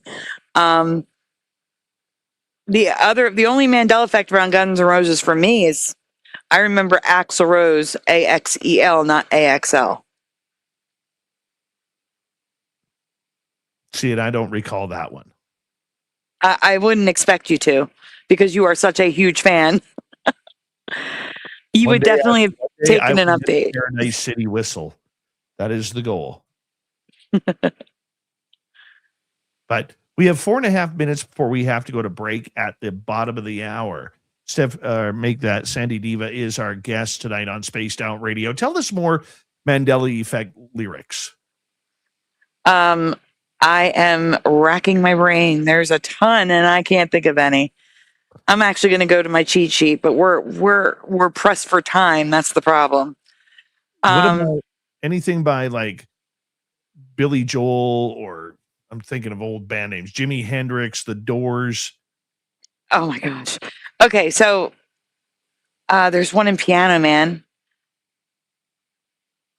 Oh, I'm trying to remember. I'm sorry. Maybe the chat can help out with the ones. I'm looking for music right now on my piano. Yeah, you have Google, and I have the Mandela Effects. All right. So the famous Piano Man Mandela Effect centers on the lyrics of the first verse. Millions of listeners distinctly remember singing, "Son, can you play me a melody?" But the actual official lyric is, "Son, can you play me a memory?" Which we think is significant. Some Mandela Effects we believe have meaning to them. And it's interesting that the Mandela Effect is about memory, and this Mandela Effect literally is melody to memory. Do you remember memory or do you remember melody? I always thought it was melody. Same. Weird. It is weird. And going back to the thes, well, not even the. You know the movie with Julia Roberts and Richard Gere? That's it. Okay, so what's the name of the song? What song name do you remember? Van Halen covered it. So Pretty Woman. Yeah, Pretty Woman's what I remember. It's always been "Oh, Pretty Woman" as the title. Do you remember the O? No. Yeah, I know he sings "Oh, oh, Pretty Woman," but the title's always been Pretty Woman, but not in this reality. It's always been "Oh, Pretty Woman." So that's not in the lyrics, but it's a title, Mandela. There's so many. I'm going through them right now. There's Mandela. A lot of them are Christmas. There's Mandela Effect with Bruce Springsteen. Do you want Bruce Springsteen? Sure. Okay. Let's see. I'm trying to get it. He has Sways or Waves. Bruce says he has been singing it sways for 50 years and goes on to say that his lyrics are wrong. So Bruce, why am I saying Bruce Willis? Bruce Springsteen was on Jimmy Kimmel? No, the other one on the Tonight Show. And he said on the show, he's been singing sways for 50 years, but his lyrics are actually waves. So he Mandela effected himself? That's what I'm saying. That's residue. He remembers it the way many other people remember it. And that's always the best residue, because you have the person who should know the words better than anyone else. And he learned that the words are different from his memory. That is so weird. And then sometimes we have ones where the lyrics are correct. Like if you look the lyrics up, the lyrics are absolutely correct. But if you listen to the artist sing the words, it doesn't sound like he's singing that word anymore. So Bruce Springsteen sings "Born in the USA," obviously. That's the name of the song. Yes. But frequently on the main track and in concert, it clearly sounds like "Born in a USA," not the, So what I did was I showed people how it sounds on the recording that they played on the radio in the official video. I show people him singing USA in concert. And then I also show people where he sings it in concert, and you can clearly hear it's the, not You see what I'm saying? Like you can hear the difference. And on that To note, show- I want to break here on Mhm. Spaced Out Radio. Mandela Effect continues.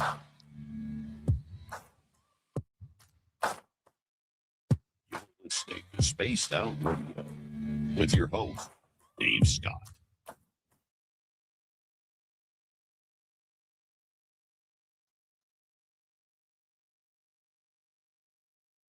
All right, we're clear. Let me unmute you.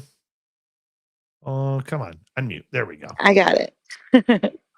Woo poo, how you doing? Pushing, thank you. Bon Jovi. What's the Bon Jovi one? Oh, there's a couple, but Pushin' has a Bon Jovi one. I'm gonna get it for you. I'll tell you. David Knight, welcome. I don't want to mess it up. While you're here, and while she's looking that up, who else has jumped in here that I haven't said hello to?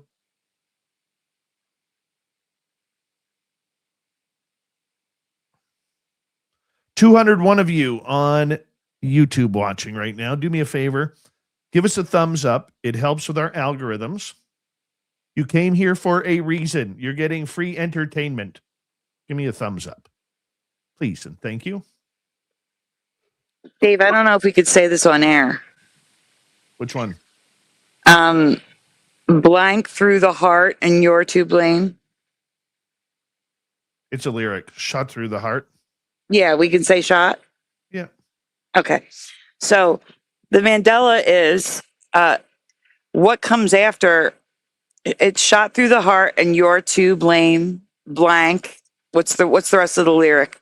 You give love a bad name. Okay. So that is the lyric. But Pushin' and I remember shot through the heart and you're to blame, darling, you give love a bad name throughout the whole song. Darling is said only in the very beginning, Right. but we remember it through the whole song. Oh, weird. And I found the original lyrics written out by John Bon Jovi in a notebook. Uh-huh. And he had darling in the lyrics and then crossed it out. So he changed his mind. So in one reality, he probably left it in. And in this reality, he took it out. That's how we look at it when we have residue like that. So in his notebook, he crossed it out. He changed his mind. And there was actually an alternate there. That's what I was trying to look for. He had cause, because you give love a bad name.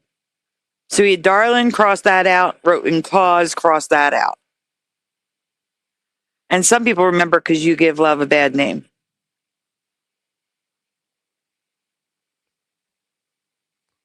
I don't remember that. Yep. You have the current memory. It's okay. I would say 50%. You have the current memory, you asshole. No, you're fine. It's okay. I have the current memory on Shazam and Jiffy. Uh-huh. That's okay. That's okay. You know. Make me feel crazy. That's all. But no, there's so many. That's what I'm saying. Like I was looking at Madonna, but that one, I would say 50% remembers the Bon Jovi one. Goo Goo Dolls. Do you know the Goo Goo Dolls? Yeah. Okay, so you're the closest to heaven that. Do you know the rest of it? No, I've never been a Goo Goo Dolls fan. Okay.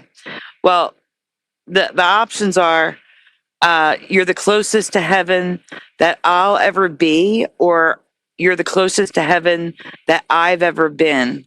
I remember I've ever been, but it's always been I'll ever be, which sounds completely wrong. But then it goes on to when everything's blank to be broken. So it's either made or meant.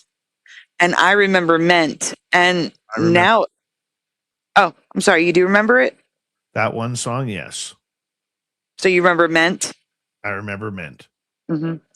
So it's made to be broken now.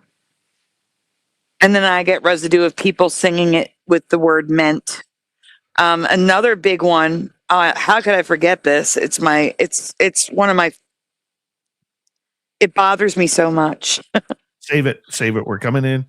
Okay. 20 seconds. We're also going to get to a few audience questions when we come back. Okay. Thank you to T-Bone, Pushin ×2, Mickey, and Kitty Cattywack for the super chats.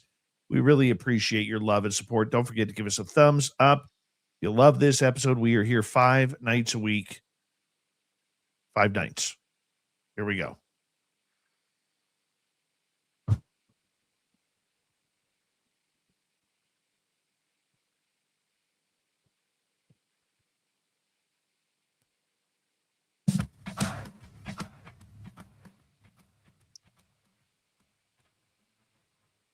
All right, we are into the second half of Spaced Out Radio. We have Sandy Diva till the top of the hour talking about the Mandela Effect. You can check out her channel on YouTube or Rumble, Sandy Diva's Mandela Effects. You're going to love it. It's a trip. So make sure you check them on out. Sandy, welcome back. Thank you, Dave. I'm having so much fun. I can't believe it's almost over. I know. It drives me nuts. It just means that I have to bring you back again. Definitely. Anytime you tell me, I'll be here. I know. I'll be there for you. These 5 words, I swear to you. When you Mandela, I want to be the effect for you. There you go. There you go. All right. Let's get right to it. You have one song that really drives you crazy. Yes. Jesus Jones, Right Here, Right Now. Are you familiar with that song? There is no other place I'd want to be. Wait, what were you about to say? Was it rather or want to be? That's the problem, Dave. Yes, it was rather. There is no other place I'd rather be is what I remember. And But now there's no other place I want to be. So it was I'd rather be, and now it's I want to be. And you just changed your word mid-sentence. That is weird. That's what we call taking an update, Dave. Now you're weirding me out. I'm sorry. You did it, not me. I apparently did it. I you know what? I totally remember catching myself on that too. There's so many people who sing it, I'd rather be. Now, come on, I'd rather and I want are completely different.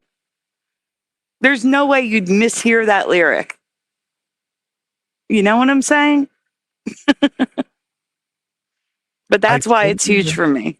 I totally went to say rather, and then my mind just changed it to I know where I'd want to be. Mm-hmm. You did. That's called taking an update. It's okay. It happens. Man, that is so weird. Mm-hmm. So weird. I have a short on my channel for that. And I have people singing it the way I remember it. And that'll reignite the rather in your head. So you forget that horrible wannabe. They should have stuck with the rather in this reality, but they didn't. It's like this reality is a little dumbed down. That's what the pattern we see is that this reality is just a little bit dumbed down. I don't understand it. I don't know. I really don't, but I don't know. Everything is a little bit dumbed down. I don't understand it either. I blame social media because everybody else does. That doesn't explain the Mandela, though. Well, I guess it does. That's how the Mandela Effect spread with social media. But yes, I do believe social media plays a part. But I'd rather be is a little bit more elevated language than I want to be. So true. Let's get to some audience questions here. Let's start off with Kim. Why is it always pop culture? Seems sus. It's not always pop culture. It's literally every aspect of life. It's continents. There's animals that have come back from extinction from our memories, or even animals that were mythological, like the narwhal. Many of us don't remember the narwhal being an actual animal. It's continents, animals, weather. There's 14 different types of rainbows now. Like I said, the sun is white. It's a white star. Many remember it a yellow star. Some remember it looking red and orange, which it's not me. It was yellow, but it's a white star. There obviously, yes, pop culture. I think the reason why the pop culture ones are shared so much is because it's more likely to be shared by more people. You know, people are more likely to be like, oh, I know that, than say Rainbow Mountains in Peru. So I think that's why there's so much pop culture. It's catchier. It's easier to share to the masses, but it's not. It's absolutely not pop. Historical events have been Mandela'd. Everything in life has been Mandela'd. I have local towns that are Mandela'd, street names. It's everywhere. Here's one before we get to another question. Cuba. I always thought Cuba was a very tiny island. Same. And it was east of Florida. I agree. And do you remember it Havana or Habana? It was always Havana. Havana for me. The locals would pronounce the V a B because in Spanish it's pronounced Habana. But it was always spelled with a V. Not so anymore. It's also spelled Habana. So that's not the only Mandela effect with Cuba. That's what I was letting you know. But I agree with you 100%. It was smaller. Much smaller. I never remembered Cuba being such a large island. It's giant. It is a giant island. And South America was always straight down from the United States and Canada. It was never, and Mexico. It was never over to the east, which is closer to Africa. I agree with you. Are you familiar with the TV series from the early 80s, Goodnight Beantown? No.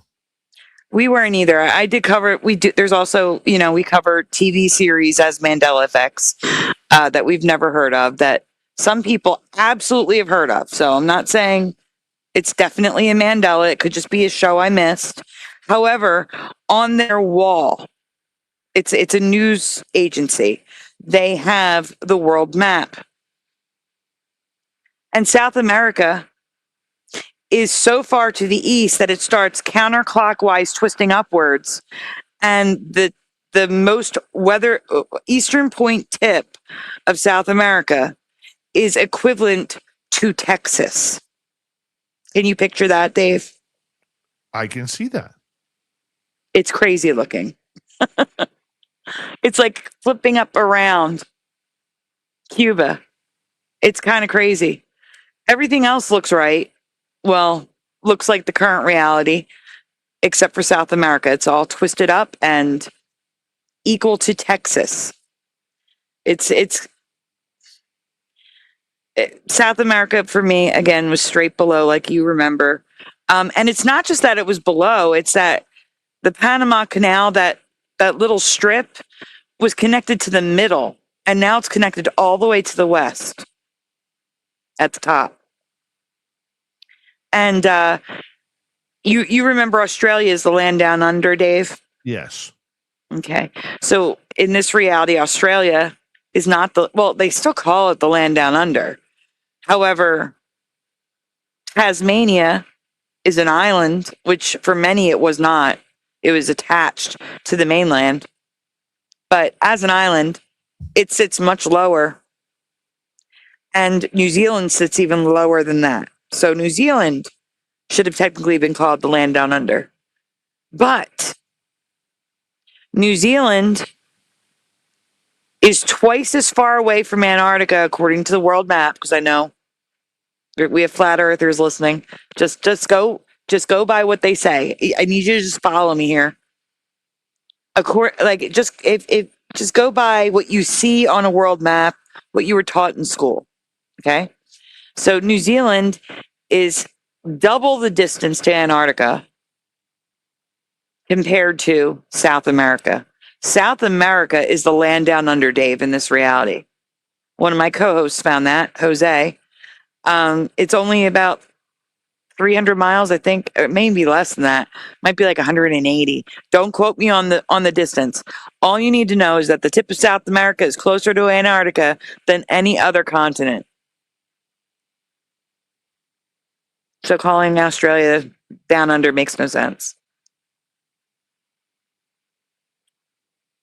Love it. Is there any other topic that... Oh, wait, we were answering questions. Maybe they have a topic. Questions. Let's go to K-Stick here. Oh, we asked about Cuba moving so far west. So we're going to get rid of that one. Goot is asking, what do psychologists say about this effect? Oh, boy. They are the ones that tell us that we're misremembering, that it's false memory. That they never address the fact that I can tell you my phone number from when I was a child, my grandparents' phone number, friends' phone numbers, that I can tell you how to get to certain places I haven't been to in years, like exact driving directions, that I can remember every lyric of a song, but somehow, rather, I misremember. No. See, that's the problem. Psychologists and science is telling us it's all false. It's not real. And I disagree with them. My goal is to disprove them any way I possibly can. But that's all they say. False. Well, that's nice. Mm-hmm. That's nice. Okay, let's go to another one. Let's go to Magnus here. Does anyone else remember the movie Big having a different ending where his girlfriend comes back as a kid at the end? I do not, but I know other people do. I've seen that posted on Reddit. The big Mandela effect in Big for me is that the machine that makes him big, or makes him big. It was Zoltar. The name of the machine was Zoltar. I could see it, nice and big, a big Z. It gets smaller, Zoltar, and then a big R at the end. And now it's always been Zoltar Speaks. And I don't remember the word speaks on the machine, on the card, on everything. But I do know other people share your memory. I do not, though. What about you, Dave? Do you remember the girlfriend going back as a kid? No, I don't remember that part at all of it. I just disappointed to find out that he was just a kid. Yes. I remember her watching him go back in the oversized suit.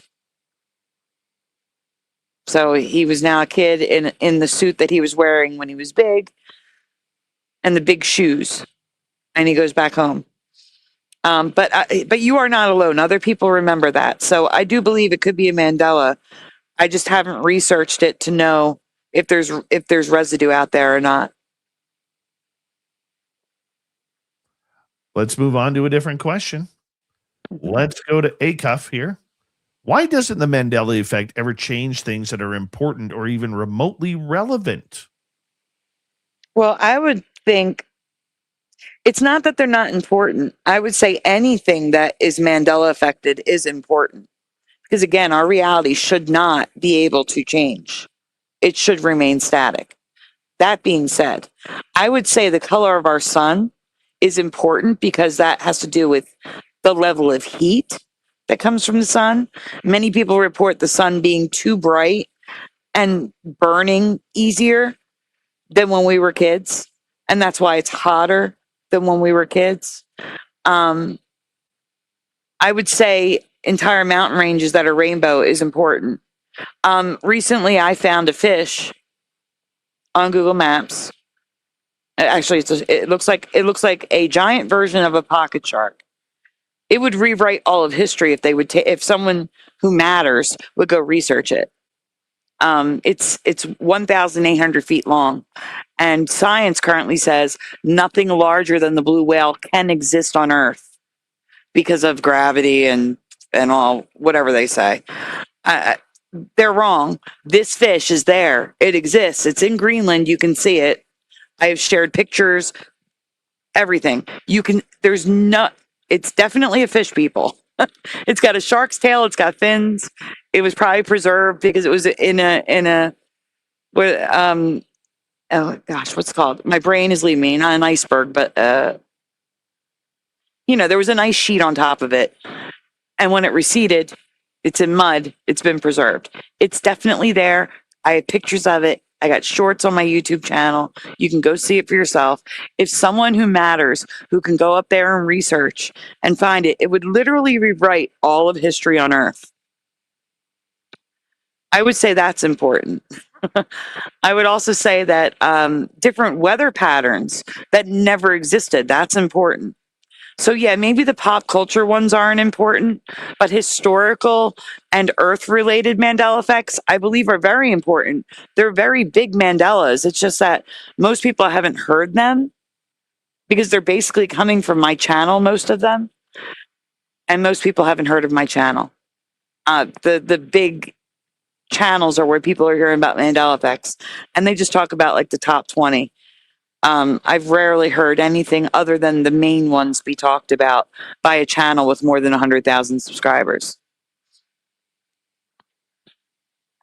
Do you disagree, Dave, that the fact that I believe, at least growing up myself, everything was the same? If I were to go look something up in an encyclopedia when I was a kid, I would see the same cloud types, the same type of weather, the same historical events. And the fact that if we were to do that now, looking them up online or even in an actual encyclopedia, we would see different things than what we remember. Do you believe that is significant, or would you say that that's not significant? I would say it's significant for sure. Yeah.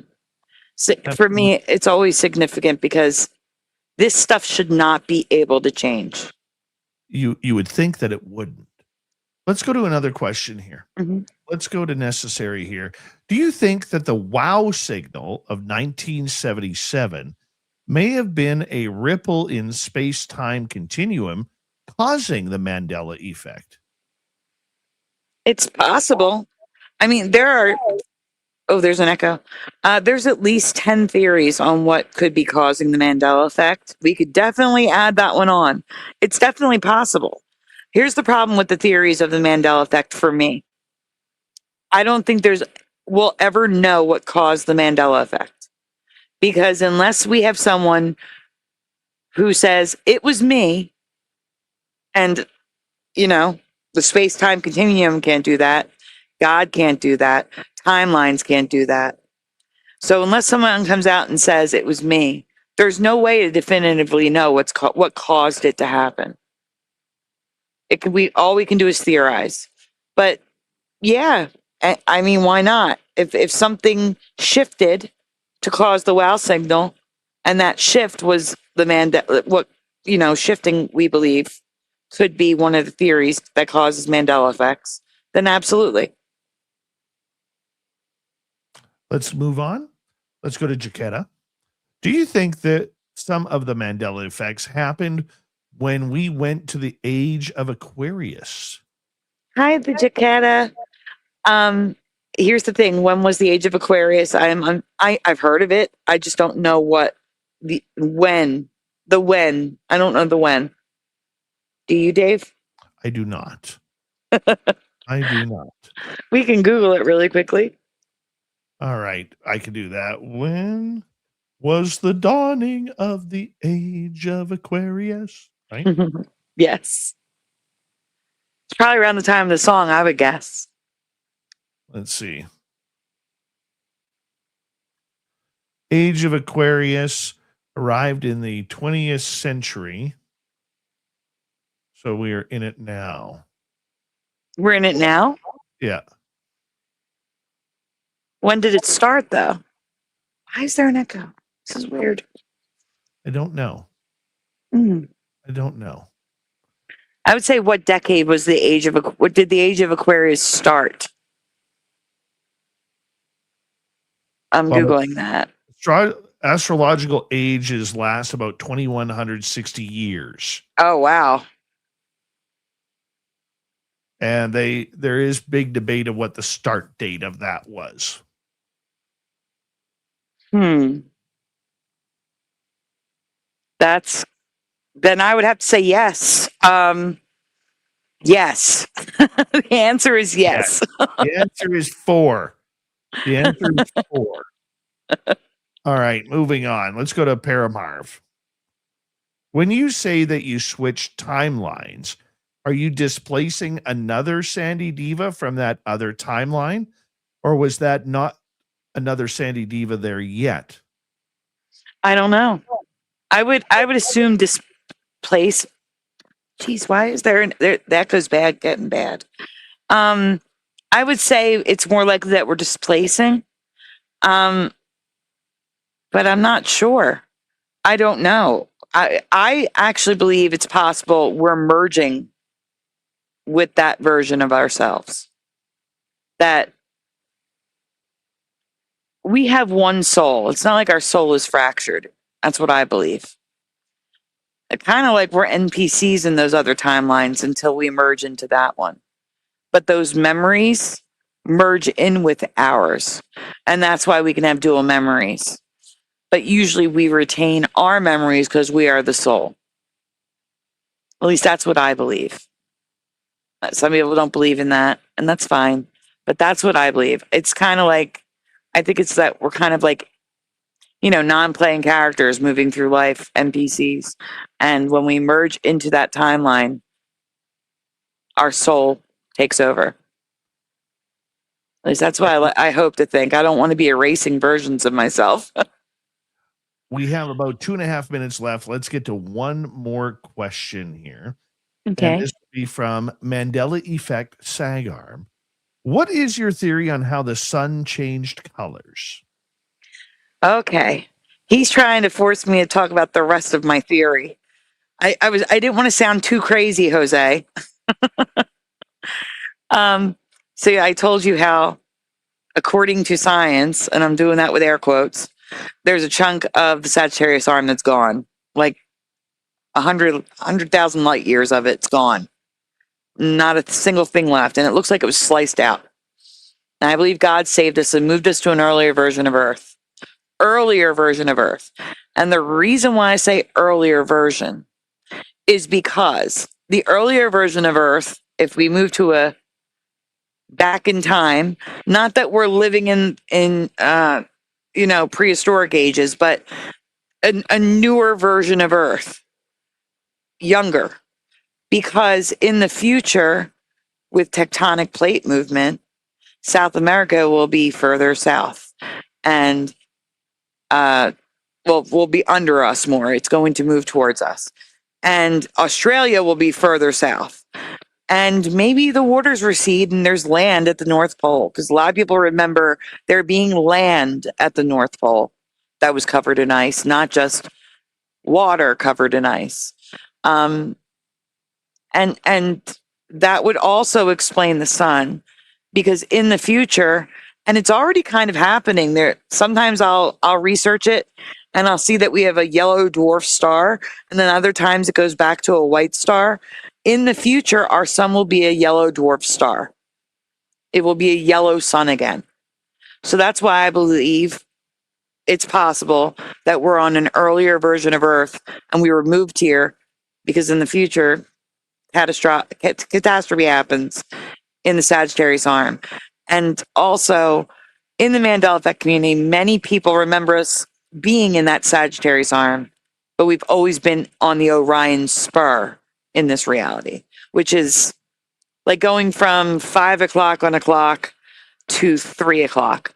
No, 9 o'clock on a clock. Right. So Sandy, moving backwards in time. I hate to cut you off, but I want to say a big thank you for coming back on Spaced Out Radio. This is always one of the more fun shows that we get to do here. And I really encourage everybody to go to your channel, Sandy Diva, Mandela Effects on YouTube and Rumble. Coming up next, Swamp Dweller kicks things off, then Robin Haynes will be here for the Q&A. You're listening to Spaced Out Radio with your host, Dave Scott.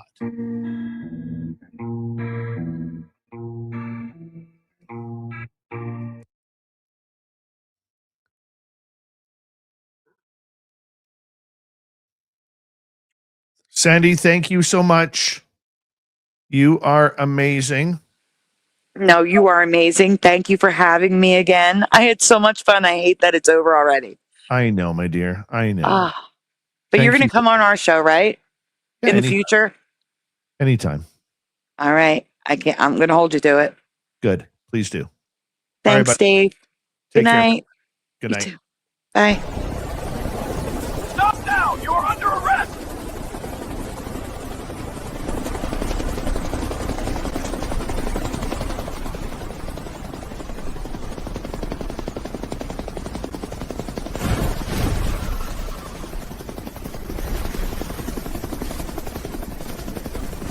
Hands up! Don't move! Don't get caught without your Spaced Out Radio merchandise. We have t-shirts, mugs, hoodies, socks, hats, stickers, and so much more. Whatever you're looking for, we have you covered. Why just be a fan of the paranormal when you can look the part?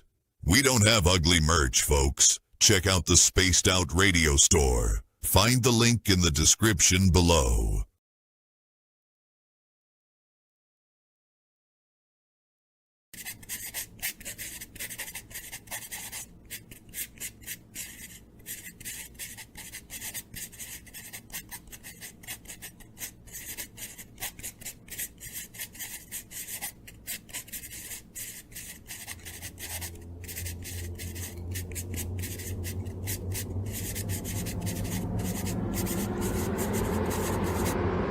Dirty filth.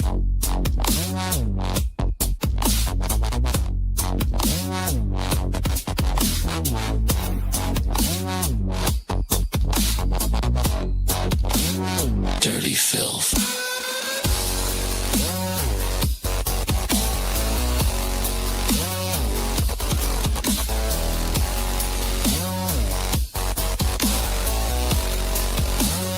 Dirty filth.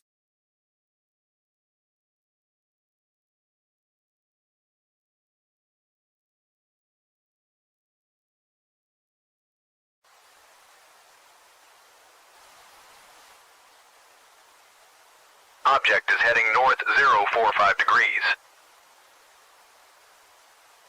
It's definitely not a plane.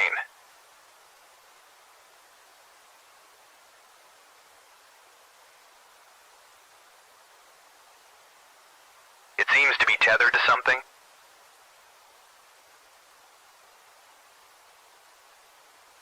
Is that a banner, Joe? Caribou Con. Does anyone know what Caribou Con is? Caribou Con, one of the BC Caribou region's best-kept secrets. Until now. Join our panel of renowned paranormal experts for a weekend of fun and intriguing presentations.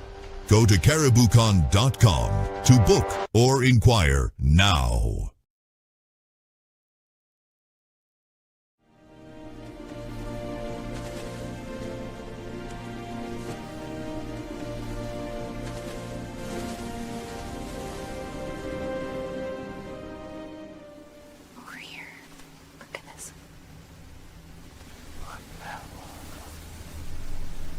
Discover Spaced Out Radio on all your favorite platforms. We're live every single night with the best in UFOs, cryptids, paranormal, and the unexplained. And you can find us on all your favorite platforms. Head over to Instagram for behind the scenes and daily weirdness, TikTok for quick mind-bending clips, Facebook for community discussions, and X for real-time updates and hot takes.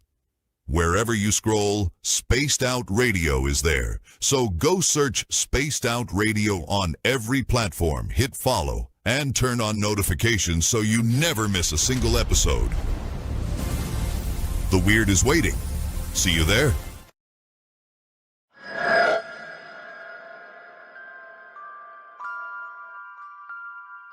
The McNeil House is one of several buildings at the 108-mile heritage site said to be haunted by spirits of a time long forgotten. But would you stay the night? Along with guided ghost tours and paranormal investigations, Haunted 108 is offering a chance to spend the entire night inside the historic McNeil House by booking one of our B&B style sleepovers, where you can experience the hauntings firsthand, meet the resident ghost cat, and witness unusual activity.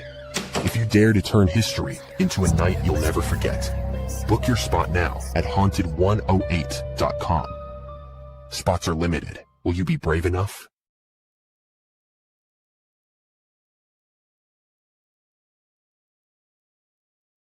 Prepare here for Robin Haynes because she is amazing. There she is.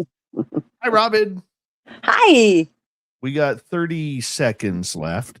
Big thank you tonight to Pushin ×2, T-Bone, Mickey, and Kitty for the super chats.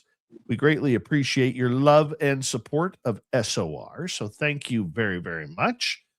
And you can join our YouTube membership. You can join our Patreon membership if you want. It's up to you. We'd like it if you did. We got 10 seconds. Swamp Dweller tonight will be about just over 6 minutes, okay? Yeah. Right. Here we go.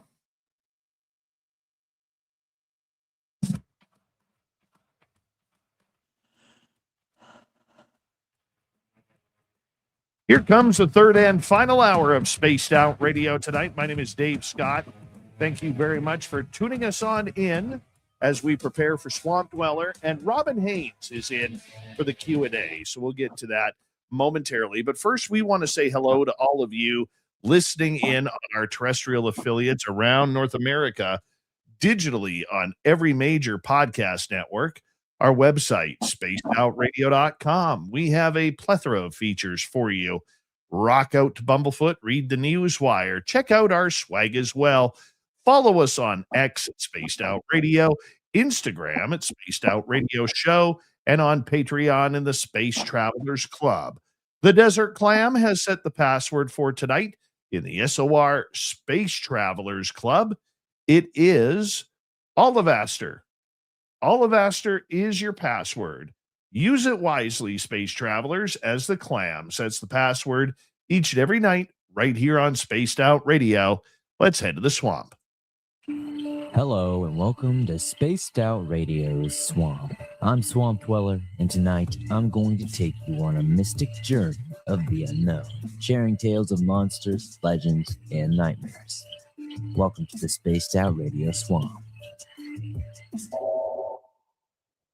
My family on my dad's side all live in and around Cumberland, Kentucky. My father moved to northern Indiana before I was born, as there was a lot of work up here. Anyways, he met my mom, then I came along, and as I was growing up, we often visited our family in Kentucky. Through the years, I would spend my summer vacations down there. Looking back on it, I don't think there was anything I would rather do than stay down in that holler on the banks of the Cumberland River. I guess I was 15 years old that summer. I couldn't wait to get down there and ride my horse, shoot my .30-30 Winchester that my Uncle Fred gave me, but most of all, I couldn't wait to go camping. I could hardly sleep the night before. I must have cleaned that rifle 3 times. I had all my gear packed up and ready to leave out on a dolly the next morning. Daylight finally started to come, and I saddled up my horse with all my gear and rode down into the riverbank where I had a campsite ready, and I was stoked. I had found it the previous summer. It wasn't long before my Uncle Fred's coonhound showed up looking for a handout. After setting up my tent and unpacking, I decided to go see if I could find any new caves. They were everywhere down there. I went off into a new spot I had never been before, hoping to find some arrowheads or some new caves, and that's when I heard a buck open up on something. I could tell he was cold tracking, so I kept moving up and down a hill in a very rugged country area. About a mile from camp, I found an opening to a cave at the top of a hill. The mouth of the cave was facing the river. It was a beautiful view. I remember looking down and seeing some blackberries in a small pile, like something was gathering them and putting them in a pile at the mouth of this cave. I didn't think much of it, so I shined my mining light in the cave and yelled in, "Hello!" I got in a little ways and had to get down and crawl. I went a little ways in until I came to a big opening where I could see some light on the other side. The cave went all the way through and to the other side of the mountain. I started moving a little faster in that open area, excited to see what would be on the other side.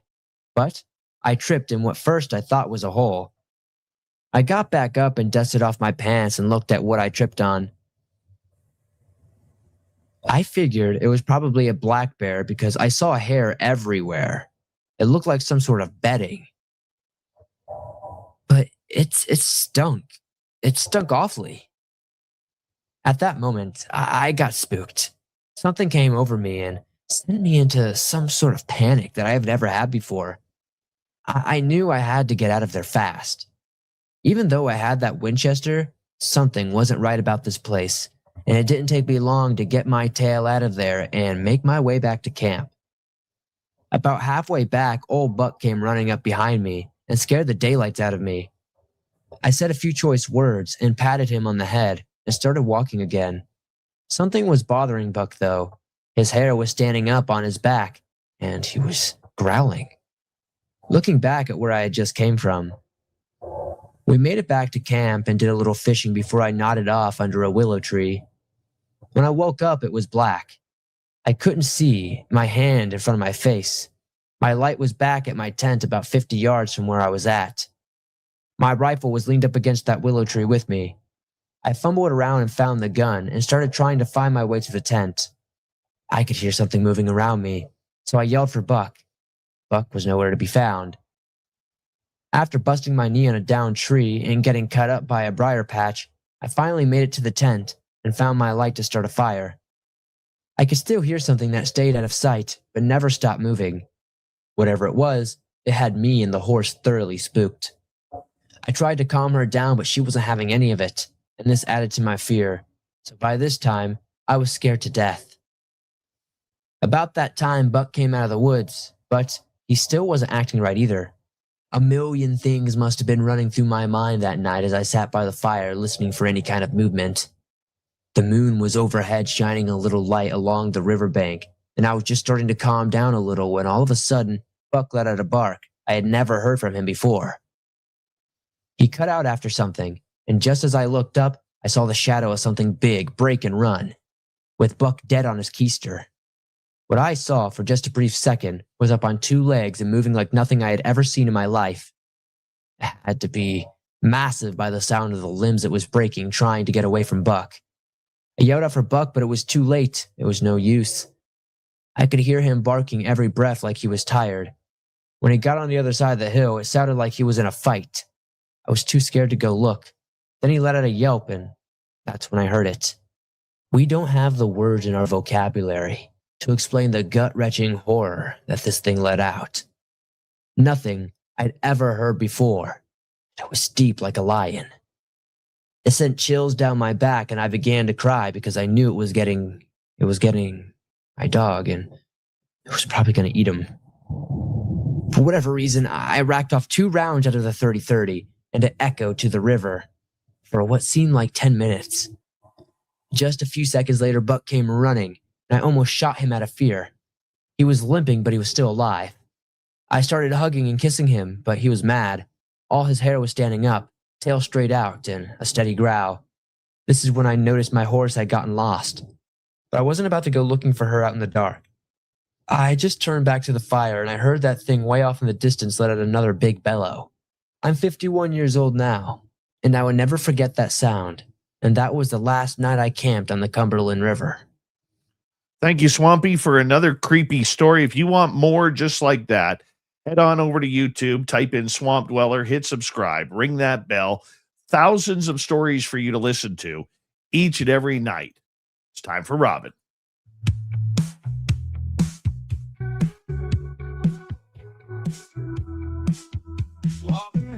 Walks soft with a tall tree sway. She hears Bigfoot whisper what the wind won't say. Through the veil of the forest where the wild man plays, the Bigfoot psychic talks Sasquatch every day. Only on Spaced Out Radio's Cryptic Q&A. Robin Haynes, it's always great to have you on Spaced Out Radio. How you doing, my friend? I'm doing good. It's always great to be here. How are you? I am doing wonderful. Absolutely wonderful. Excellent. So thank you for being here tonight. And Yeah. we always like to talk monsters when you are around. We do. You know, just one of those things we like to do. You know?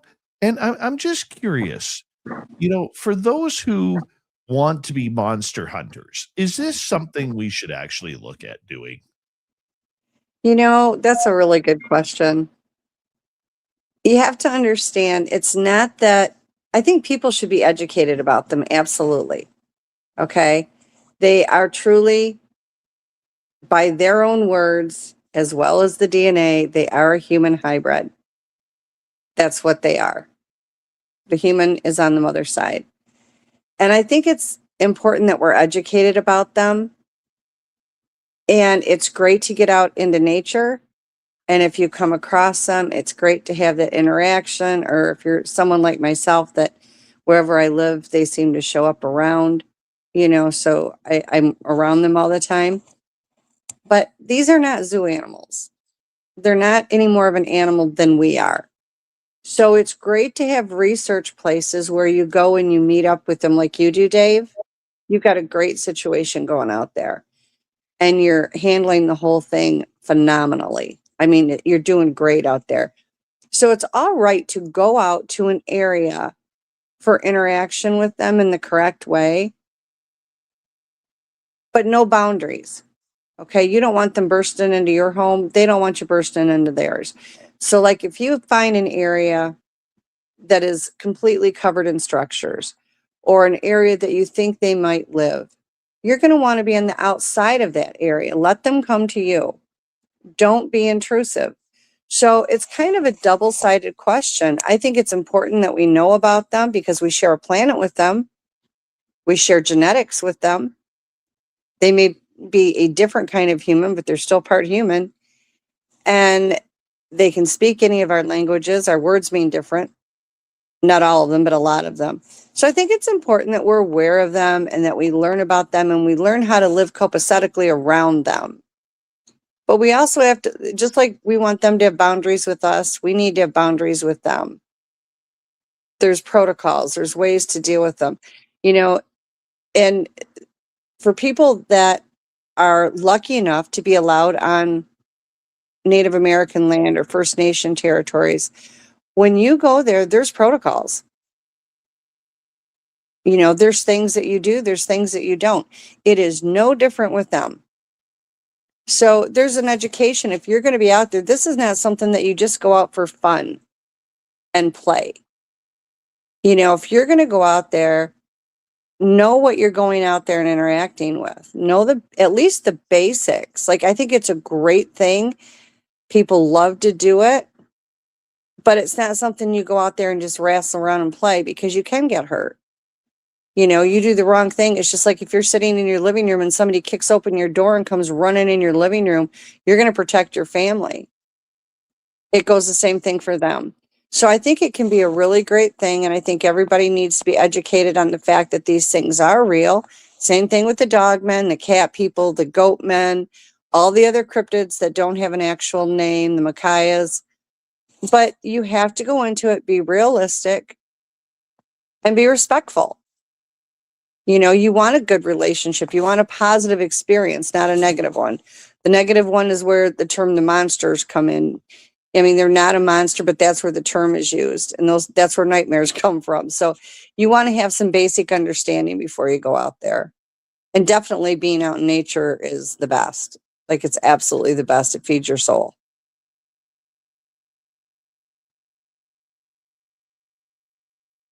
Can't hear you. Now, when you and I usually talk about the cryptids that are out there, Mhm. okay, one of the things that we talk about is, just be wary, be graceful, and all of this. But there are some rogue type of cryptids out there that are just not happy. Well, let's focus in on the Sasquatch world here. It kind of reminds me of orca whales. You know, there- Mhm. a person isn't going to get attacked by an orca whale in general. Okay. Well, even though an orca is not really a whale, it's a giant dolphin. But there are rogue pods Oh, that yeah. that literally they don't care. They're Yeah. upset for some reason. Some of them wear vests with patches on them. You know, I'm just teasing Yeah. on that. But No, but but it's true. so with the Sasquatch being that being that way, how do you know if you're in a good area or a bad area for a clan? Well, first off, no matter what you are dealing with, no matter what species, human, animal, whatever, nothing is all good, nothing is all bad. Okay, it's a cosmic balance. It's the way it was created. There's good and bad and everything. So there are some. The bad ones are strong enough where they're lethal. Now, what I tell people and I teach my clients is, the energies and the frequencies are everything. Even if you don't know how to read them, when you go into an area that's negative, your body will react to it. You will feel uncomfortable. You'll feel nervous. You will feel like you're being not just watched, because even in the good areas, you'll feel like you're being watched from them, but you will feel uneasy. They will also do what they call projection. They can project a thought, a feeling, or emotion, a smell, or anything they want to on you. So if you're picking up fear because they're projecting it on you, they're doing that so that you leave. Now, there's been a couple times that you've gone out and called me and said, it just doesn't feel right out here. I'm feeling uncomfortable. And it's like, okay, this isn't the night for you to be out there. So you've gone back home, gone out a couple weeks later, and it's been lovely. So you could just be in the wrong place at the wrong time. You could be in an area that one of the grumpy ones is at, because they can be dangerous.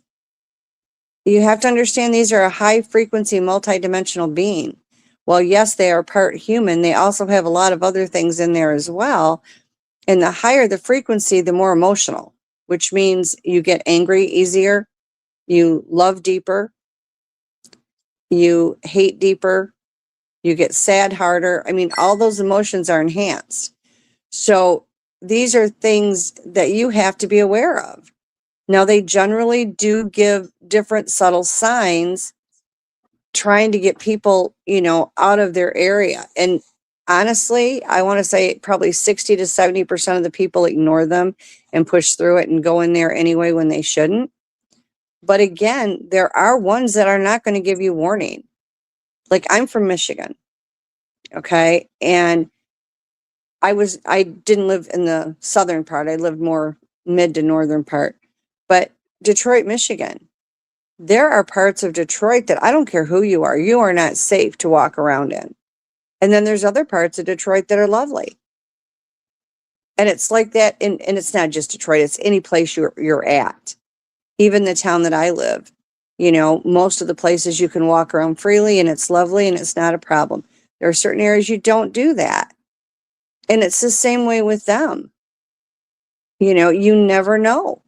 You don't know. You have got to be able to listen to your body's reaction to the situations. When you go out in the woods, if you feel very relaxed and you feel very calm and you're walking around, you're enjoying the trees and the forest, then you're probably fine, because your body's picking up that energy that it's calm, it's peaceful, it's okay.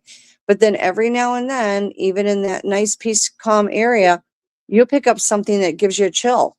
And you're like, okay, what just happened? Something's changed. Listen to your body. Your body reads energy before your brain will. Your brain doesn't read energy. Your body does. Your consciousness does. So when that switch flips and you pick up something that doesn't feel right, you need to leave. Your body is warning you of it. Watch what happens with them. It's like when they throw the rocks. If it's a little tiny pebble, an acorn, they're doing that there just to let you know that they're there. That's all they're doing. It's not a big deal. As it gets a little bit bigger, now it might be the size of a golf ball or a size of a baseball. Now they're saying you're getting too close. We don't care you're here. Just kind of back off a little. Maybe back up a little bit. You're a little bit closer. When you start getting huge rocks thrown at you, that is their way of going, do not force us to defend ourselves. Leave. Don't keep pushing it. This is the last warning you're going to get. You would be amazed how many people are like, well, we're bigger and better. We're going to go anyway. And that's when there's problems. But there are rogues out there. There's some that for whatever reason, people haven't been kind to them. But even if we were kind to them, it wouldn't matter because they just don't like us. They don't want to be near us. They don't want us to exist.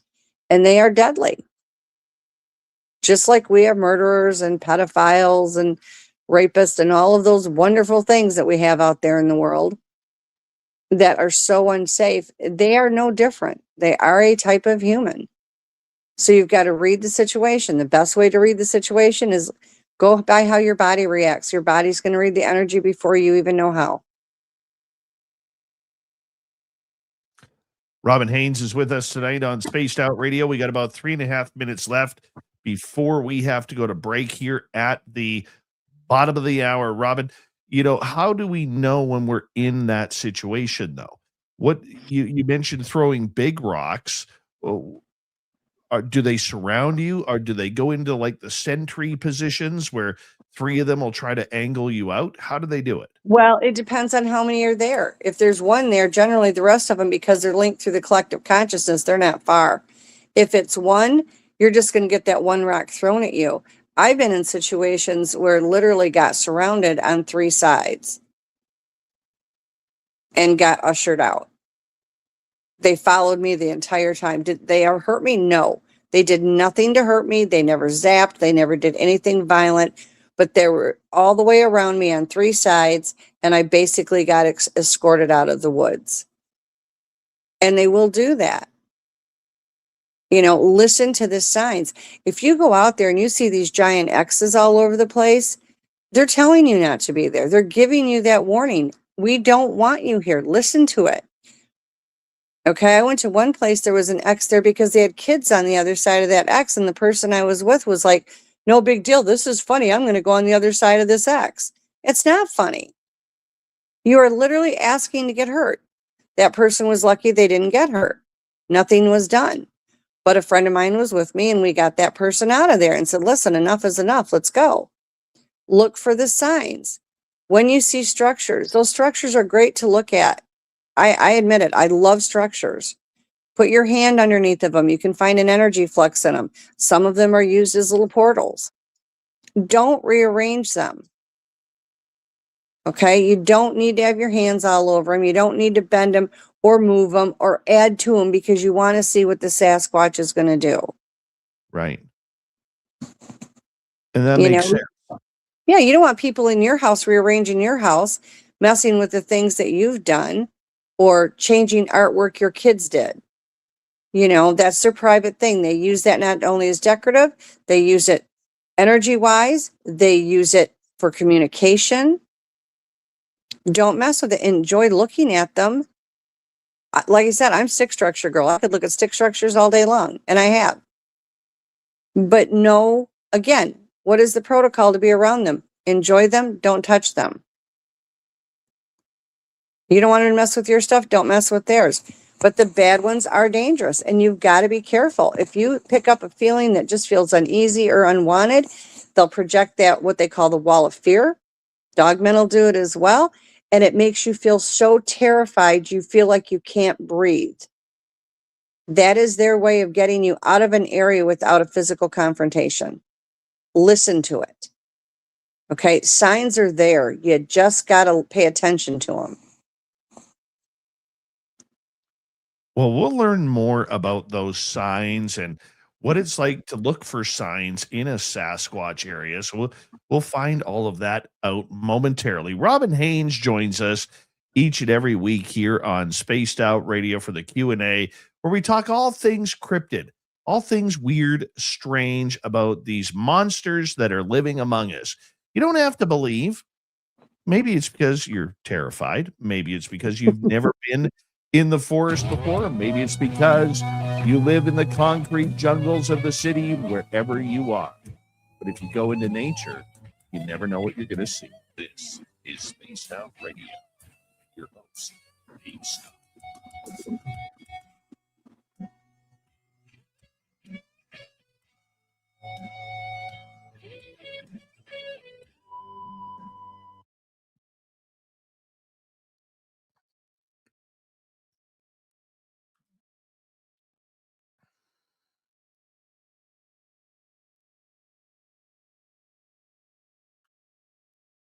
All right, Robin, we're clear.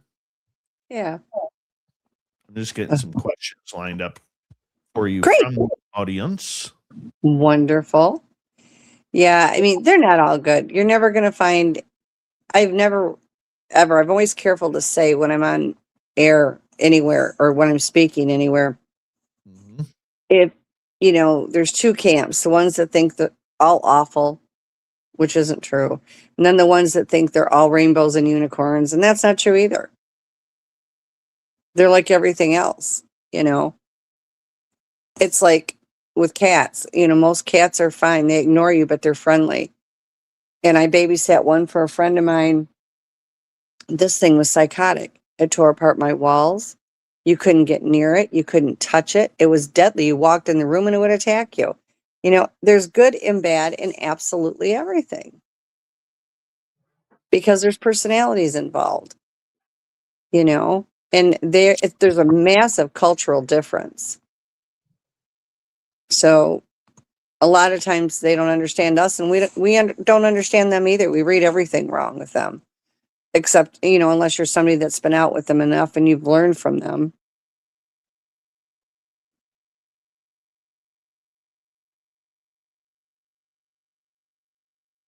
I spoke with a gentleman several years ago that went out to an area, and he said the ones there were so bad. He had put his life on the line every time he went out there. And he said, didn't matter when he went, it was that dangerous. He finally just quit going. Somebody had told him to keep going out there. And I'm like, why? Like, you've got the rest of the world to go explore and work with good ones. Like, don't go. So he stopped going out there.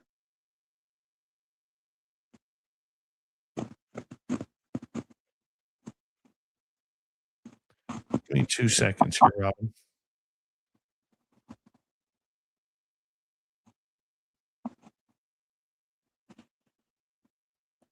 Where are we here? Need to get to something here.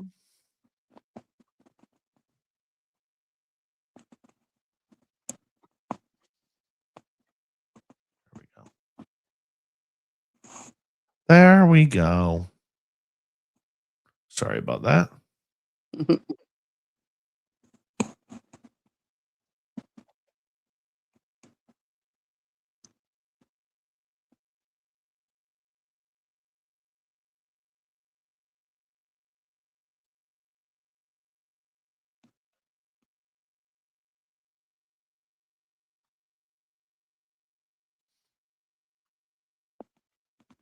We did go out this past weekend. Oh, you didn't? Or No. did you? Believe it or not, it actually worked out perfectly. Every member of my team, except myself, had plans this weekend. I wondered. I hadn't heard from you. That had been booked for a while. Like, it was Angelina's anniversary. Wow. It was graduation from Mike's daughter in Calgary. Kevin had something going on, and Brian had something going on. So worked out well. Yeah.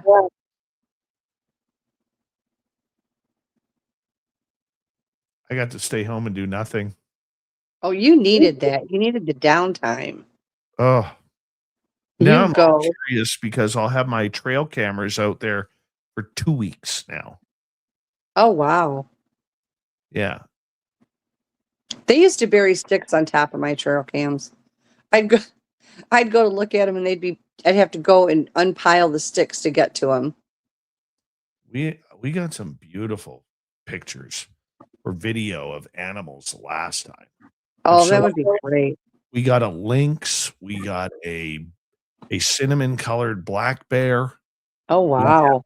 Coyote just standing there so stoically. It was beautiful. Aww. I bet. Yeah. Excuse me. Still no moose. Waiting for the moose. But hopefully this time we'll get them. Yeah. You know, there's other things you can look for in the areas as well. Like when you go out there, and I've had this happen before, notice what's on the ground around you. Yes. If you're finding a lot of animal bones in one place or whatever, We haven't that's found where. it either. No, but I mean, for Robin, I hate to cut you off. We're coming back in 10 seconds. Oh, okay. Thank you to all of our super chatters tonight. Kitty, T-Bone, Mickey, and Pushin' ×2. Here we go.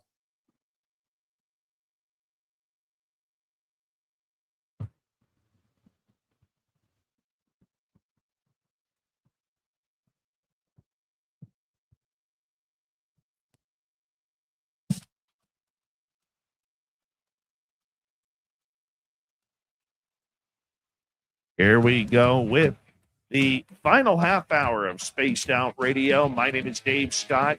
We appreciate you tuning us on in as we bring back Robin Haynes for the Cryptid Q&A.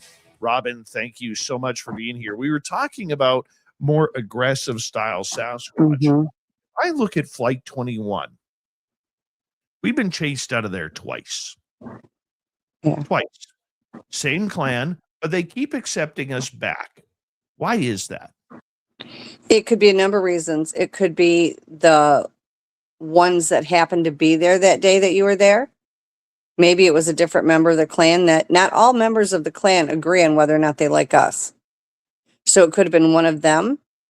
It could be maybe the kids were closer to that area and they didn't want you near the kids. They can be in the middle of hunting or teaching the children. There's a million things that they could be doing that it might not be the opportune time for you to be there. And they'll chase you out. Now they'll chase you out, but they're not causing physical harm. So it's like a warning, which you guys are smart enough to take and you leave.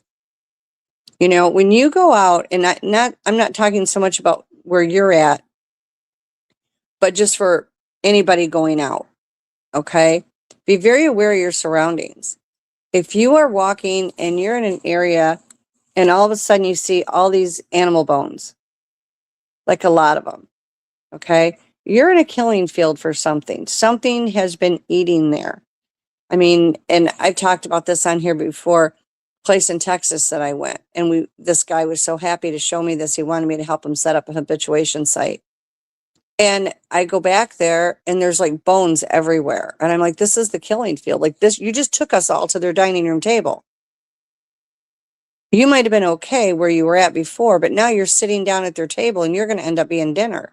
Like they're not normally cannibalistic, but just like we do have tribes on certain islands that are cannibalistic, they do too. It's not often, but they do exist. And if you happen to run into a gugwe, that's all they are, is cannibalistic. And they will look very much like a Sasquatch, only they'll have the snout like a baboon. So be aware of your surroundings. If you are, another place that I tell people stay away from, berry patches. Okay? Berry patches are notorious for them. Not only do you have to worry about bear there and other actual animals, cryptids are there picking the berries all the time and they're there eating. That is not the best time to interact with them. So again, look at your situation, look at what's going on around you. Look at the ground. What are you seeing? Are you seeing hundreds of footprints or are you seeing one? You're seeing one, you're good. If you're seeing just an absolute huge amount of their footprints, you may want to rethink it. You may be at one of their meeting places. And if they're having a meeting, trust me, you're not invited. So be very aware of what's on the ground, what's going on around you. Are there X structures? Listen to your body's energy. Also listen with your ears. They will communicate with each other back and forth. If you hear a bird chirping on one side and you know it's awfully big to be a bird, and then all of a sudden you're getting it on the other side, they're communicating that you're in their territory. And now you've got one on both sides. So if you've got one on both sides, you're guaranteed they're going to be around you. That means exercise caution. Don't ever let yourself get put in a situation where you are cut out from your exit. Okay. I used to go out and sit with them every night, 2 a.m. They would be tapping on my window to go outside. I went outside in the woods, no flashlight, in my pajamas, and I'd sit out on a log or I'd sit outside. They would walk around, pace around, and do whatever. I was an idiot. I didn't have anybody to tell me that that was probably not the best thing. I was lucky that clan was extremely kind. But they had a couple of youngsters that while they weren't aggressive, they were very wild. And I caught on really quick that you never let yourself be cut off from a way out.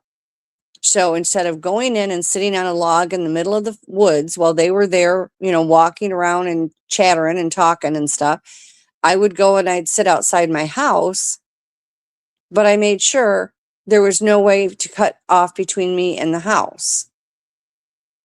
So these are just things to think about, because there's more nice ones than aggressive ones, but the aggressive ones are out there. And it's not just Sasquatch. There are more cryptids than you have any idea are out there. And that's only cryptids. That's before you get to the aliens. That's before you get to open portals. So these are things that you really have to think about and read the situation when you're out there. No, I totally get that. It's funny because one of the things we're noticing out in our area this year is we keep hearing the ravens from the exact same spot every time squawking. Yeah. And a couple of times recently, it's almost like underneath the raven squawking, you could hear more of a high-pitched samurai chatter underneath that. Yeah. And we And know that's the area, and trust me, our curiosity is wanting to lead us into that area, but it seems like all the trails to that area are cut off. Yeah. The samurai chatter's definitely them. Okay. And they do use, because everything is telepathic. All animals are telepathic. We are actually, once we know how to use it. And so they use the animals. They can trance them. They can use mind control on them to do what they need them to do. Birds are used as lookouts, as watchers. So those birds that you're hearing are watching for them. They're communicating back to them. If you're getting samurai chatter, there's probably more than one there. And you don't understand what the samurai words mean. It could be a pleasant thing. It could be a warning. It could be anything. Now, when they speak English or whatever language that they're in that area that speaks, and they can speak any language they want. Then it's a little bit easier. But even when they talk, it's not always as easy to understand them as people think. Just because they're speaking English doesn't mean it's easy. When we talk, it comes out from here. They talk, it's down in the clavicle, it's down in the chest, it's guttural. They also have very large mouths, they have very large lips. Their pronunciation is not as ours is. And so it's hard to understand sometimes. And I've talked to them verbally. It is hard to understand at times. They used to sit under my window before I'd go out with them. And they, in their language, they talk so quickly, it's really difficult to understand them. When they slow it down to talk to us, it's a little bit easier, but it's still difficult. It's easy to misinterpret what we're hearing. Not all of their words mean the same as ours. There's a massive cultural difference there. So you've got to be aware of these things. Like I said, I think everybody needs to learn about them. We share a planet with them. We live around them. I mean, even if we didn't know they were there, it doesn't mean they aren't. They'll go into the city. They have no problem going into the city. And that's been confirmed 100 different ways. So I think it's that people do need to be aware that they're there. The problem with that is then you get the people that are like, well, then I'm going to go out and bag a Bigfoot. Why? Why do we kill what we don't understand? We can learn a lot from them. They can learn from us, but they have a lot of things that we could learn from them. You know, but you don't want to push them any more than we want to be pushed. So it's like being out in the woods is one of the greatest blessings ever. You know, it feeds your soul. It just sends you to a whole different place. I recommend it for everybody. But in order to do that, number one, you don't go alone. And two, you have to be aware of your surroundings because it's not always the safest place, whether it be from a cryptid or from a wild animal or an alien, which can be out there, or a portal. There's a million things out there. You know, there's missing cases all over the place. That doesn't mean that we shouldn't go out in the woods. It means we have to become more aware of our surroundings and what's going on around it. Listen, feel, listen to what your body's doing and how your body is reacting. That is your best defense. Use your eyes to see what's going on around you. If you see an X, don't look at it and say, oh yeah, cool X. It doesn't matter. I'm fine. What do the X mean? The X's mean stay out. If you get an X and then you have what looks like a post on either side of that X, that's not only stay out, that's a territorial marker and they mean business. But a ground X, a small ground X, that means welcome. I mean, I told that story on here, I think before. They kept getting under, I had a double wide and they pulled the skirting back and they were going under the double wide. And I'd go and I'd reattach the skirting, they'd pull it back. And this went on every night. I tried everything. I talked to them. I told them not to do it. They kept doing it. So finally I thought, well, you know what? X's are supposed to mean stay out. So I'm going to talk to you in your language. So I laid an X on the ground. It was like Mardi Gras party season under my double wide that night. It was insane. The whole place shook. And I thought, what was so funny? So I go out there and they had tore the skirting back even more. And I asked one of the ones that was there, you know, what happened? I did what you guys always do. I did the X. And they said, no, ground X's mean welcome. Uprights mean stay out. He said, you invited them all in, which is why it was party central under my house all night long. Right. You had a Sasquatch orgy underneath your house and you weren't even invited. I know. Everybody has fun but me. I mean, they were just under there. They were so loud. And they used to go under there and they would knock up on the floor and I would knock back. And then I would walk around the house and knock on the floor and they would knock back. It was hysterical. The kids thought it was a great game. They did it with them all the time. But the ground X's are more of a welcome. The uprights are a stay out. But when you get the uprights and then you see poles on either side, it's not just stay out. Now they're marking territory as well as telling you to stay out. Take those markers seriously. While they may be for other cryptids, it can also apply to you. Most of the time when they put those up, it's a marker for other cryptids. If it's an area that, you know, a lot of humans go through, of our humans, it means us too. And like that case, you know, where I was with my friend and that other person, they had their kids on the other side of that marker. They don't play games with their children. Like, you think we love our children fiercely? That is nothing compared to how cryptids are with their kids. Right. I mean, it's a whole new level. Let's get to a couple audience questions here. Let's start off with Auntie Erin here, who is asking, why would they put a tiny X on my hoop house? They don't take my chickens. I've asked them not to, and they leave out eggs. Number one, if they are leaving you eggs, and they used to do this with mine, they never hurt one of my chickens, ever. They were great. I don't have chickens now, but I did at one time. And for a long time, I was like, no eggs. And I said, guys, you can have eggs. Just leave me some of them for my kids. After that, they made sure I had eggs. A lot of times, they'll only take 1 or 2 eggs so that you don't even realize that there's any missing. It does not mean that. I know several people that have chickens and they do not bother the chickens, but they also know the chickens bring eggs. Now you have like the chicken houses, you know, they've got thousands of chickens in there. they'll go and grab chickens out of that all day long because you're not going to notice any of them are gone. So it doesn't matter. But generally the chickens when they're laying eggs, they'll take a few eggs, but they'll leave a lot. They're not these greedy things. I mean, they will exchange, they'll leave gifts or whatever.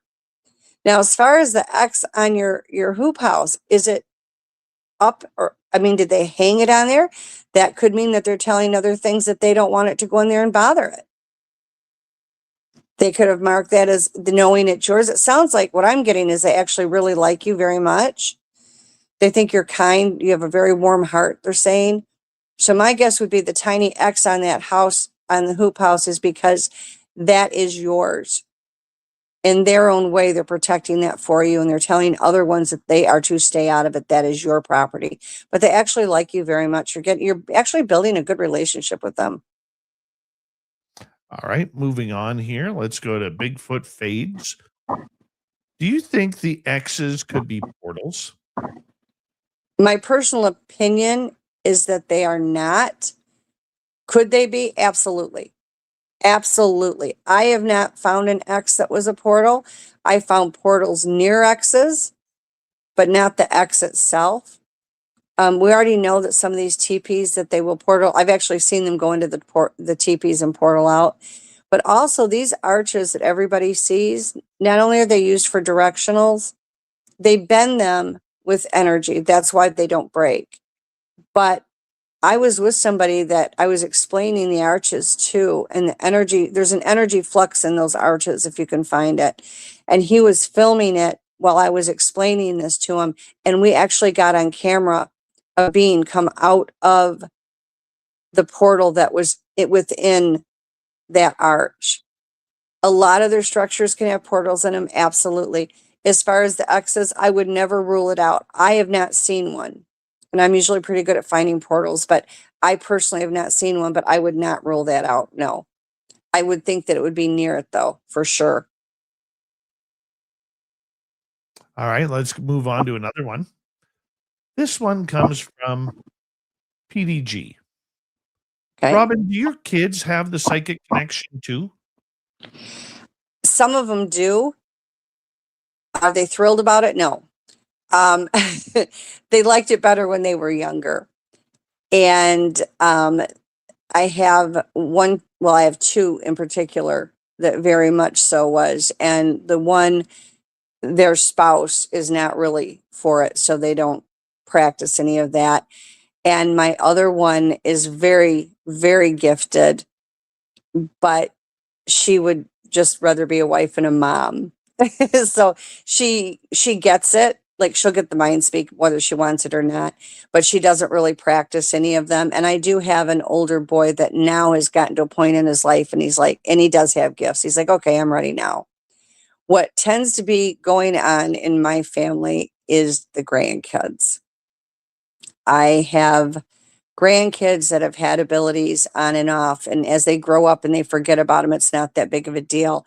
But I do have a very young granddaughter that has got gifts like nobody's business. So grandma's already trying to keep those contained. But yeah, my kids, she's a trip. Yeah, she can move things and stand there and make them move and not touch them. It's wonderful. Her parents are not thrilled. But they don't discourage it, but they're like, Mom, no, what have you done? But when my kids grew up around these things, yeah, they would get mind speak. I think at one point in time, all of my kids would have abilities that would start to pop out. They were more afraid when they were kids. They didn't want to be the freak around their friends. So they were more like apt when they got older, where they were a little bit more inclined to admit they had them. My youngest really has them, and they pop out every now and then. But she's the one that will be like, go tell my mom. My mom will handle it. She was laying in bed one night and there were three spirits standing next to her talking. And this was before she moved out of the house. And she's like, Mom's across the hall. Go there and let Mom deal with it. Or when she moved out, she would call me and say, Mom, there's an alien in my room. And I'm like, okay, blast it. You know what to do. No, I'd rather you do it. You've got all these abilities. Do it. She's more inclined to use them now that she's a mom. you know, and I'm like, you're going to have to use them. Okay. Your child has abilities. You're going to want to protect your child. So yeah, they do have them. Yeah. They all get premonitions. I have 8 children. They all get them. Let's go to Shogun. Why is it called Samurai Chatter? You know, the only thing I ever knew about why they got that name is like if you would go on the movies and listen to samurais, you know, like I didn't watch a lot of those kind of shows, but the samurais calls and stuff that people would do, it sounds very, very much like that. And I had somebody that came and stayed at my house one time, and very, very wonderful person.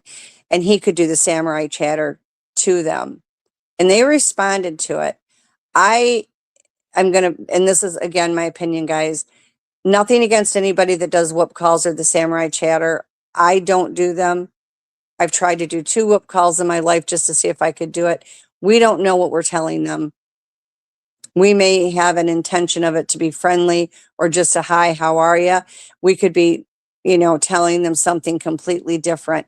And when you do that and you're out in the woods and you do that and you are in their territory, it makes them think that someone from outside the territory has now invaded their space.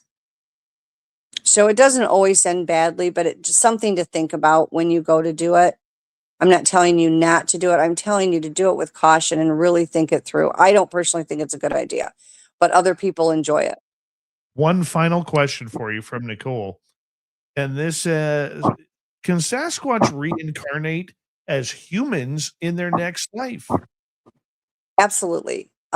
Actually, a lot of people have reincarnated from Sasquatch, and they can, when you reincarnate, it's important to understand that we go through our lives and we reincarnate multiple times into various things. We're not always a human.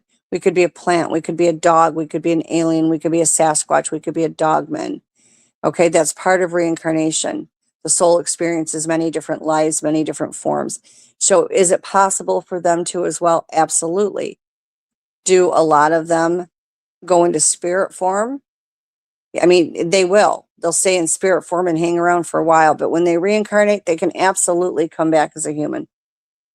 And on that note, we got to say goodnight to you, Robin.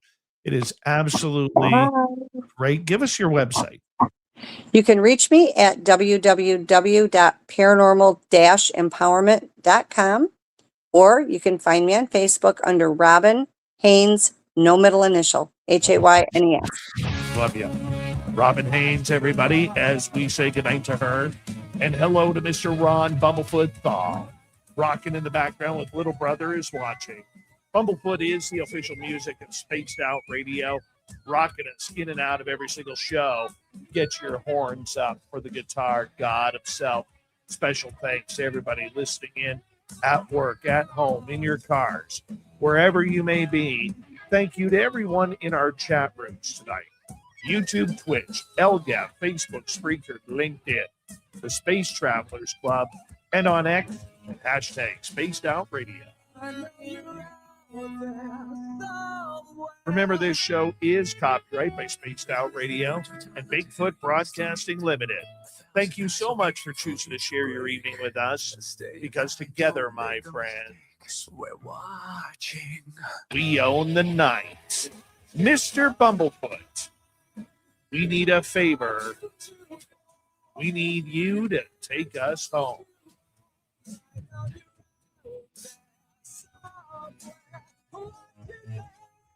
Yes, the Woo train has docked for the night, but soon, my friends, we shall ride again. Your seats are always available. Your tickets never expire. And if you want to bring a friend, we've got room for them too. Good night, everybody.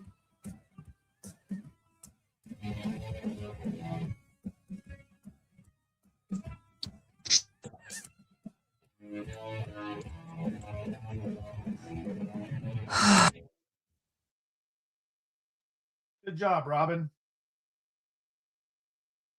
Good job. You should be unmuted. Did you freeze up? I think you froze up, Robin. Robin froze up. Kick her out. All right, bear with me here. Do do do do. Do do do do do. Do do do do do. Do do do.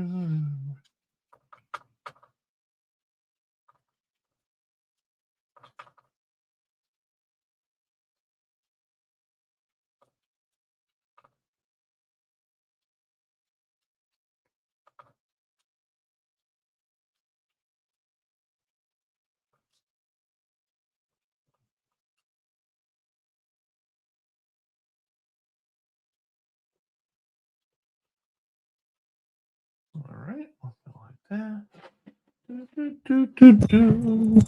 I will be on with Walter M. Sterling in just a couple of minutes on WABC. I don't know what he wants to talk about. Probably UFOs.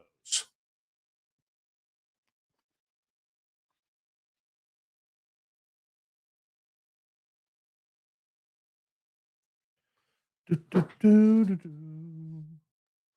Got that. Go here. Take this. Go like that. You guys have fun tonight? Tomorrow night on the show, Science Bob is here. We'll go over the latest and greatest news from today's hearings. I just didn't feel like talking UFOs tonight. I really didn't.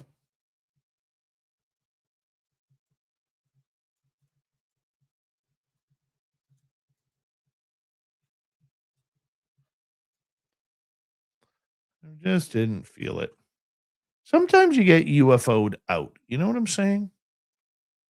You just get UFO'd out. I think right now I'm UFO'd out. I'm worked out too.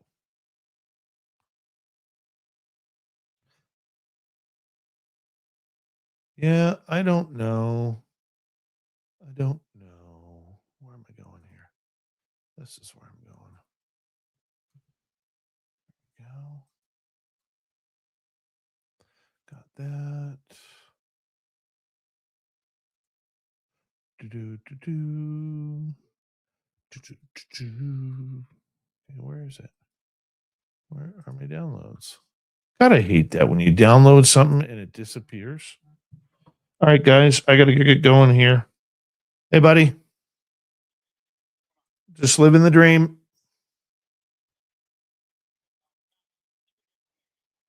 All right, brother. Thanks. Guys, I got to cut this off right now because I got to go. But thank you for a great show. Kitty, Mike, Mickey, Pushing ×2, and T-Bone, thank you for the super chats. I'm just going to end the stream here, and we'll play the outro next time. Thank you, everybody. Much love. See you tomorrow.